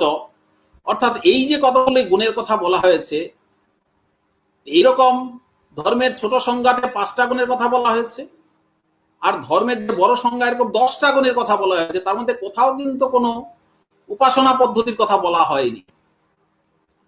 এই যে এগুলি হচ্ছে ধর্ম। অর্থাৎ আমাদের এই যে কাম পুরুষার্থ, অর্থ পুরুষার্থ, এগুলোর গাইডিং ফোর্সটা কি হবে? গাইডিং ফোর্সটা হবে হচ্ছে ধর্ম। এইটা একটা পুরুষার্থ। তারপর সর্বশেষ পুরুষার্থ হচ্ছে মুখ্য পুরুষার্থ। অর্থাৎ মুখ্য লাভ করা হচ্ছে মানুষের জীবনের চূড়ান্ত লক্ষ্য। মুখ্য পুরুষার্থটা কিরকম? মুখ্য পুরুষার্থটা এরকম হবে, অর্থাৎ মুখ্য লাভ যে ব্যক্তি করবে, তার কাছে গোটা বিশ্ব কাছে আপন মনে হবে। তার কাছে জীবজন্তু পশু পাখি থেকে শুরু করে পৃথিবীর সমস্ত জায়গায় মনে হবে এটা আমার জায়গা, এই গোটা পৃথিবীটাই আমার ঘর মনে হবে। তার কাছে কোনো সমাজ বিভেদ থাকবে না, তার কাছে ব্যক্তি বিভেদ থাকবে না, তার কাছে লিঙ্গ বিভেদ থাকবে না, তার কাছে কিছুই বিভেদ থাকবে না। গোটা বিশ্ব ব্রহ্মাণ্ডকেই তার আপন মনে হবে, নিজের ঘর মনে হবে। এটা হচ্ছে মুখ্য প্রাপ্তির অবস্থা। এইটাকে সর্বোচ্চ লক্ষ্য রাখা হয়েছে। মানুষ ছোটবেলা থেকে, শিশু যখন থাকে, তার মধ্যে সে শুধু নিজের সত্তার মধ্যে থাকে, ধীরে ধীরে মা বাবাকে চিনতে শেখে, তারপর ধীরে ধীরে বাড়ির লোকেদের অর্থাৎ পরিবারের লোকেদের চিনতে শেখে, তারপর সেখান থেকে সমাজের লোকেদের সাথে তার আত্মীয়তা হয়, তারপর সেখান থেকে তার ধীরে ধীরে রাষ্ট্রের লোকেদের সাথে আত্মীয়তা হয়, সেখান থেকে তার গোটা বিশ্বের লোকেদের সাথে আত্মীয়তা হবে। এই যে ক্রমবিকাশের ধারা, এই ক্রমবিকাশের ধারা, এইটার উপর কিন্তু জোর দেওয়া হয়েছে ইন্টিগ্রাল হিউম্যানিজমে। সেটা দেশ বিদেশ বলি কোনো কথা না, আমার পরিবারের মানুষ তো বটেই, আমার প্রতিবেশী কষ্টে থাকলে তাকে দেখতে হবে। এই যে আজকে ভারতবর্ষের কথা আমরা দেখলাম, করোনার সময় যারাই বিপদে পড়েছে ভারতবর্ষ তাদের পাশে দাঁড়িয়েছে। এটাই হচ্ছে একাত্ম মানববাদ, অর্থাৎ সবার কষ্টকে অনুভব করা, সবার সমস্যাকে অনুভব করা। এই যে 4টা পুরুষার্থের কথা বলা হয়, এই 4টা পুরুষার্থ লাভই হচ্ছে মানব জীবনের মূল উদ্দেশ্য। এটা কিন্তু ইন্টিগ্রাল হিউম্যানিজমের একটা খুব বড় একটা বিষয়। এটা কিন্তু মূল বিষয় বুঝতে হবে। অর্থাৎ আমরা যাই কিছু করব না কেন, আমি ছোট বড় জীবনে যা কিছু কাজ করব না কেন, সবকিছুর প্রতি ভাবতে হবে যে আমি সমাজের অংশ, আমি সমাজের অংশ। সুতরাং আমার কাজ যেন সমাজে কোনো রকম কুপ্রভাব না ফেলে, খারাপ প্রভাব না ফেলে। অর্থাৎ আমার কাজ যেন সমাজে সদর্থক প্রভাব ফেলে, সদর্থক ভাব সৃষ্টি করে, সেই দিকে কিন্তু আমাকে প্রতি মুহূর্তে প্রতিক্ষণে খেয়াল রাখতে হবে। সমাজকে, দেশকে আর অন্ধকারে রেখে তাদের ক্ষতি হয় এমন কোনো কাজ মানুষের জীবনে করা যাবে না। এটা হচ্ছে ইন্টিগ্রাল হিউম্যানিজমের মূল তথ্য। এটা কিন্তু বুঝতে হবে। আরেকটা বিষয়, এই যে সমাজ সমাজ বলছি, এই সমাজের উৎপত্তিটা কেমন করে, এই ব্যাপারে কিন্তু এই ইন্টিগ্রাল হিউম্যানিজমের একটা বিশেষ বক্তব্য আছে, সেটাও আমার মনে হয় একটু জানা দরকার। এই সমাজ নিয়ে বিভিন্ন রকম তথ্য আছে। যারা অর্থাৎ পাশ্চাত্য ওয়েস্টার্ন যে ভাবনা, আমাদের পাশ্চাত্য যদি আমরা বলি, ওয়েস্টার্ন ভাবনাতে কি আছে, ওয়েস্টার্ন ভাবনাতে এরকম বলা হয়েছে যে কিছু লোক একত্রিত হয়ে সোশ্যাল কন্ট্রাক্ট থিওরি, অর্থাৎ আমি প্রতিবেশীর সাথে সম্পর্ক রাখছি কেন, প্রতিবেশীর সাথে সম্পর্ক রাখা দরকার আমার ভালো থাকার জন্য, প্রতিবেশীর ভালো রাখার জন্য নয়। আপনার সাথে আমার সম্পর্কটা কেন দরকার, আমার ভালো থাকার জন্য। আপনার সাথে সম্পর্ক ভালো না থাকলে আমি ভালো থাকবো না, সেই জন্যই আপনার সাথে আমার সম্পর্ক রাখা। সুতরাং এই ধরনের সোশ্যাল একটা কন্ট্রাক্ট, সামাজিক চুক্তির মাধ্যমেই সমাজ নির্মাণ হয়েছে, এইটা বলে হচ্ছে আমাদের এই ধনতান্ত্রিক সমাজ ব্যবস্থা। এটা ওয়েস্টার্ন ভাবনা, এটা হচ্ছে একটা ভাবনা। এবার প্রশ্ন হচ্ছে যে এরকম সোশ্যাল কন্ট্রাক্টের মাধ্যমে এখানে ব্যক্তি স্বাধীনতায় চূড়ান্ত, ব্যক্তি স্বাধীনতা চূড়ান্ত, ব্যক্তির সমাজের কারো ব্যক্তি স্বাধীনতার সাথে কোনো কম্প্রোমাইজ নেই, তার জন্য সমাজের স্বার্থ কিছুই দেখার ব্যাপার নেই। তাহলে প্রশ্ন হচ্ছে যে এরকম সোশ্যাল কন্ট্রাক্টের মাধ্যমে যদি সমাজ নির্মাণ হয়, তাহলে তখন সেই সমাজের নেতৃত্ব কে করবে? নেতৃত্ব নিয়ে সমস্যা দেখা দেবে, যে সমস্যা আজকের দিনে দেখা যাচ্ছে, আজকের দিনে দেখতে পাচ্ছি আমি। এই সমাজের নেতৃত্ব নিয়ে নেতৃত্ব আর পাওয়ার জন্য মারামারি কাটাকাটি সর্বত্রই তো আমরা দেখতে পাচ্ছি। ভাবনাটা কিন্তু ওখান থেকে এসছে। এবার দেখুন এই সমস্যাটাকে দূর করার জন্য আরেকটা ভাবনা কিন্তু প্যারালাল দেখা দিয়েছে, সেটা হচ্ছে না ব্যক্তি নয়, ব্যক্তি স্বাধীনতা, সমাজই হচ্ছে সর্বোপরি। অর্থাৎ সমাজ শেষ কথা বলবে, যেটা চীনে চলছে, একটু আগে আমাদের পিন্টুদা যেটা উল্লেখ করছে, যেটা চায়নাতে চলছে, না ব্যক্তি স্বাধীনতা নয়, ব্যক্তির কোনো গুরুত্ব নেই, সমাজ হচ্ছে প্রাইম, সরকার হচ্ছে প্রাইম, সরকার হচ্ছে চূড়ান্ত, ব্যক্তি স্বাধীনতার কোনো মূল্য নেই। দেখুন সেখানটা ব্যক্তির চাওয়া পাওয়া বা ব্যক্তির যে ক্রিয়েটিভিটি তার কিন্তু মূল্য নেই, সেখানটা সরকারই চূড়ান্ত, অর্থাৎ সমাজ হচ্ছে চূড়ান্ত। এই যে দুইটা ভাবনা, এই দুটা ভাবনাই কিন্তু ত্রুটিপূর্ণ ভাবনা। এখন প্রশ্ন হচ্ছে তাহলে সমাজের জন্মটা কেমন করে হলো? আজকে দেখুন আমরা 10,000 লোক মিলে আমরা ভাবলাম যে আমরা একটা নতুন করে সমাজ তৈরি করব, সেটা কি সম্ভব? সেটা কখনোই সমাজ তৈরি হবে না। কিছুদিন হয়তো কিছু লোক একসাথে থাকা যাবে, কিন্তু সেটা সমাজ তৈরি হবে না। তাহলে প্রশ্ন হচ্ছে যে সমাজটা কি করে তৈরি হলো? আর ব্যক্তি আর সমাজের মধ্যে সম্পর্কে ব্যক্তি বড় না সমাজ বড়, এটাও কিন্তু একটা বড় বিতর্কের জায়গা। এই প্রশ্নগুলির উত্তর কিন্তু একাত্ম মানববাদ দিয়েছে। এই প্রশ্নগুলির সঠিক উত্তর একাত্ম মানববাদ দিয়েছে। একাত্ম মানববাদ বলছে যে সমাজ তৈরি করা যায় না, সমাজ কখনো তৈরি হয় না, মানুষ ইচ্ছা করে সমাজ তৈরি করতে পারে না। সমাজ হচ্ছে একটা স্বয়ংভূ, নিজে নিজে জন্ম নেয়। মানুষ যেমন জন্ম নেয়, সমাজও তেমনি জন্ম নেয়, সমাজও জন্ম নেয়, সেই জন্মের একটা ধারা আছে। সমাজ তার আপন বৈশিষ্ট্য অনুসারে তার নীতি তৈরি করে, তার সমস্ত ভালো মন্দ সবকিছু সমাজে অটোমেটিক তৈরি হয়। এটা কিন্তু একাত্ম মানববাদ বলছে, সেটা মানুষের ইচ্ছার উপর নির্ভর করে না। আমরা যে জন্মাই, আমরা যে জন্ম লাভ করেছি,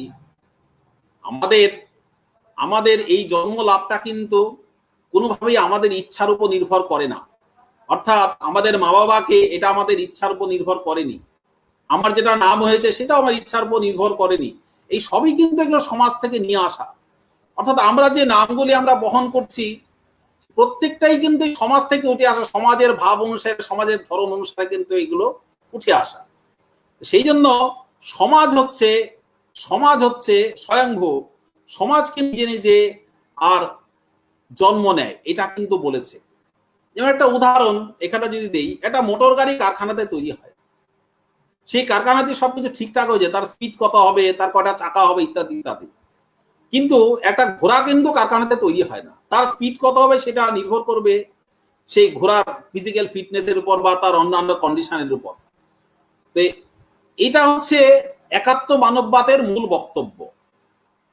একাত্ম মানববাদ যেটা বলছে সেটা হচ্ছে ব্যক্তি আর সমাজের মধ্যে সম্পর্ক হচ্ছে আমাদের শরীরের যেমন বিভিন্ন অঙ্গ প্রত্যঙ্গ আছে, এই যে সমাজের অঙ্গ প্রত্যঙ্গগুলোর সাথে আমাদের শরীরের যে সম্পর্ক, ঠিক তেমনি ব্যক্তির সাথে সমাজের মধ্যে সেই সম্পর্ক।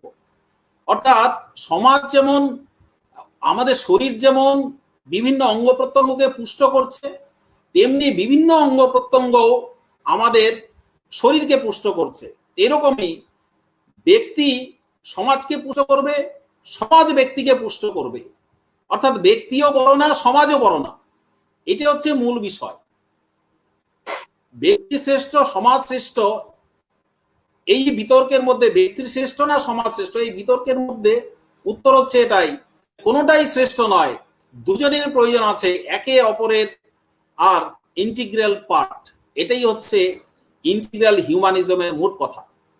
এইবার বলছে এই যে সমাজের কথা বললাম, এই সমাজেও কিন্তু দেহ আছে, মন আছে, বুদ্ধি আছে, আত্মা আছে। সমাজ এমনি এমনি তৈরি হয়নি। ব্যক্তির ক্ষেত্রে একটা ভালো কথা আছে, সেটা হচ্ছে যৎ পিণ্ডে তৎ ব্রহ্মাণ্ডে। পিণ্ড মানে এই শরীর, অর্থাৎ এই শরীরে যা আছে সেটাই ব্রহ্মাণ্ডে আছে। একটা ক্ষুদ্র কণাতে যা আছে, এই গোটা ব্রহ্মাণ্ডের মডেল রয়েছে একটা ক্ষুদ্র কণাতে। আমরা যদি আজকে অনুপরমাণুর কথা ধরি, ইলেকট্রন ঘুরছে নিউক্লিয়াসের চারদিকে, এই যে মডেল একটা ক্ষুদ্র পরমাণুতে রয়েছে, সেম মডেল ব্রহ্মাণ্ডে রয়েছে। এই জন্য বলছে ইয়ৎ পিণ্ডে তৎ ব্রহ্মাণ্ডে। এটাই হচ্ছে ইন্টিগ্রাল হিউম্যানিজমের মূল কথা। সেজন্য ব্যক্তির যেমন মন আছে, ব্যক্তির যেমন শরীর আছে, ব্যক্তির যেমন বুদ্ধি আছে, আত্মা আছে, তেমনি সমাজেরও শরীর, মন, বুদ্ধি, আত্মা আছে। এই সমাজেরও চারটা পুরুষার্থ রয়েছে, অর্থাৎ কাম পুরুষার্থ, অর্থ পুরুষার্থ, ধর্ম পুরুষার্থ, মোক্ষ পুরুষার্থ। এই সমাজেরও চারটা পুরুষার্থ হয়েছে। সমাজও সেই পুরুষার্থগুলি অর্জন করতে চায়। যেমন আমাদের সমাজের মোক্ষটা কি হবে? তাহলে মোক্ষ মানে এরকম নয় যে মানুষের মোক্ষ লাভ মানে বন জঙ্গলে গিয়ে সাধনা করতে হবে, আরাধনা করতে হবে, সেরকম নয়। মোক্ষ প্রাপ্ত হওয়া মানেই আমি বললাম কিরকম, গোটা বিশ্ব ব্রহ্মাণ্ডকে নিজের আপন মনে হবে। কাউকে ছোট কাউকে বড় এরকম না।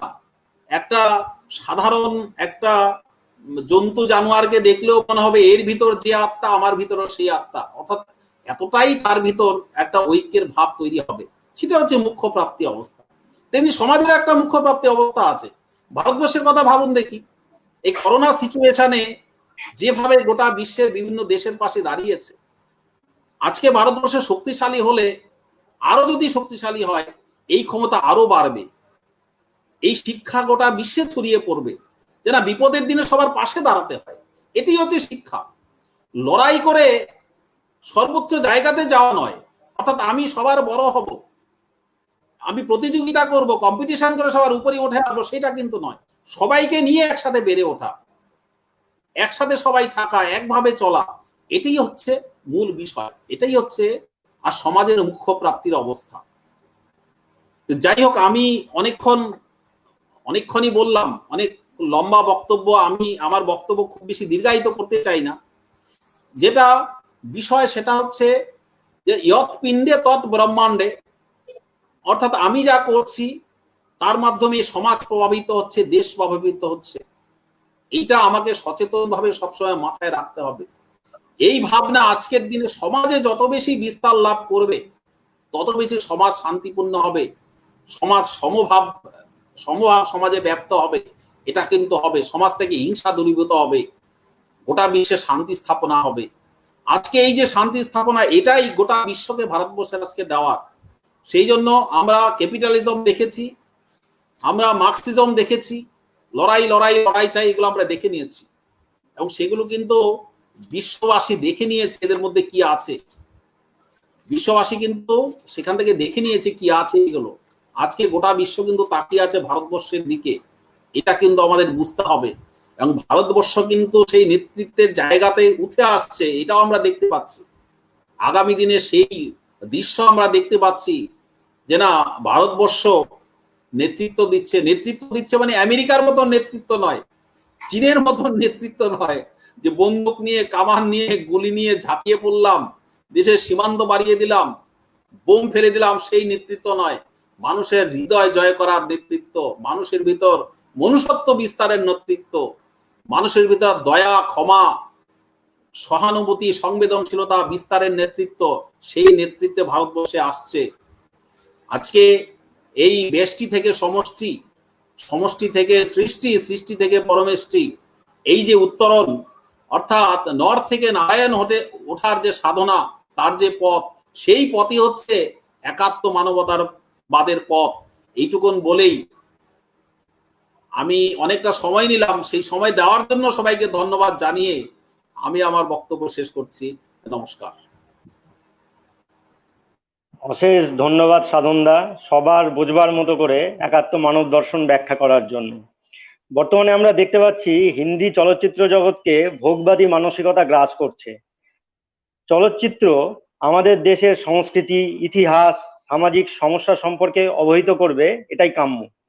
ব্যক্তি স্বাধীনতা যাতে কোনোভাবেই সমাজ ও রাষ্ট্রহিতের পরিপন্থী না হয়, সেই শিক্ষা দেওয়াই উদ্দেশ্য হওয়া উচিত। কিন্তু আমরা দেখতে পাচ্ছি আমাদের যুব সমাজ যাদের অনুকরণে সদা ব্যস্ত, সেই সমস্ত পর্দার নায়ক নায়িকাদের জীবনচর্যা শুধু তাদের ব্যক্তিগত ক্ষতি করছে না, সমাজকেও বিপথে চালিত করছে। পর্দার চরিত্রকে আসল ব্যক্তির সঙ্গে যেন আমরা এক করে না দেখি। এই অবস্থায় পণ্ডিত দীনদয়াল উপাধ্যায়ের একাত্ম মানব দর্শন সমাজের সর্বক্ষেত্রে আরো বেশি প্রাসঙ্গিক হয়ে পড়েছে। দীনদয়াল উপাধ্যায়ের মতো ত্যাগব্রতী ঋষিকে অনুসরণ এবং তার দর্শনকেই আমাদের জীবনে প্রয়োগ করা উচিত। অনেকটা সময় আজ অতিবাহিত হয়েছে, তাই অনুষ্ঠানকে দীর্ঘায়িত করছি না। শেষে পণ্ডিত দীনদয়াল উপাধ্যায়ের জীবনের একটি বিখ্যাত ভাষণের কিছু অংশ বলে অনুষ্ঠানের সমাপ্তি ঘোষণা হবে। পণ্ডিত দীনদয়াল উপাধ্যায় তার একটি বিখ্যাত ভাষণে বলেছিলেন, আমরা অতীত গৌরবে অনুপ্রাণিত, কিন্তু উহাকেই ভারতের জাতীয় জীবনের সর্বোচ্চ বিন্দু বলতে রাজি নই। আমরা বর্তমানের প্রতি নিষ্ঠাবান, কিন্তু তাতেই সীমাবদ্ধ নই। আমাদের চোখে ভবিষ্যতের সোনালী স্বপ্ন রয়েছে, কিন্তু আমরা তন্দ্রাচ্ছন্ন নই, বরং স্বপ্নকে রূপ দেওয়ার জন্য জাগ্রত কর্মযোগী। অনাদি অতীত, অস্থির বর্তমান আর চিরন্তন ভবিষ্যতের কালজয়ী সনাতন সংস্কৃতির আমরা পূজারী। আমরা কোনো সম্প্রদায় বা মতাবলম্বীদের সেবার জন্য নই, পরন্তু সমগ্র জাতির জন্য সেবাব্রত গ্রহণ করেছি। সকল দেশবাসী আমাদের বান্ধব। যতক্ষণ পর্যন্ত না আমরা এইসব বন্ধুদের ভারত মাতার সুসন্তান হওয়ার প্রকৃত গৌরবের অধিকারী করছি, ততক্ষণে আমরা নীরবে বসে থাকবো না। আমরা ভারত মাতাকে যথার্থই সুজলা সুফলা শস্য শ্যামলা করব। তিনি দশপ্রহরণ ধারিণী রূপে অসুর সংহার করবেন, লক্ষ্মী রূপে জনে জনে সমৃদ্ধি দান করবেন, সরস্বতী হয়ে অজ্ঞান অন্ধকার দূর করে জ্ঞানের আলো চড়াবেন। হিন্দু মহাসাগর ও দেবতাত্মা হিমালয় পরিবেষ্টিত ভারত ভূমিতে যতদিন পর্যন্ত একাত্মতা, সমত্ববোধ, জ্ঞানবত্তা, সুখ ও শান্তির জাহ্নবীর পূর্ণ প্রবাহ না বইয়ে দিতে পারি, ততক্ষণ আমাদের ভৈরতের তপস্যা পূর্ণ হইবে না। এই প্রয়াসে ব্রহ্মা, বিষ্ণু, মহেশ্বর সবাই আমাদের সহায় হবেন। জয়ের বিশ্বাস ও তপস্যার আশ্বাস নিয়ে আমরা এগিয়ে যাব। এই বলে সবাইকে নমস্কার জানিয়ে, শত্রুবৃন্দকে নমস্কার জানিয়ে আজকের অনুষ্ঠান এখানেই শেষ করছি। নমস্কার।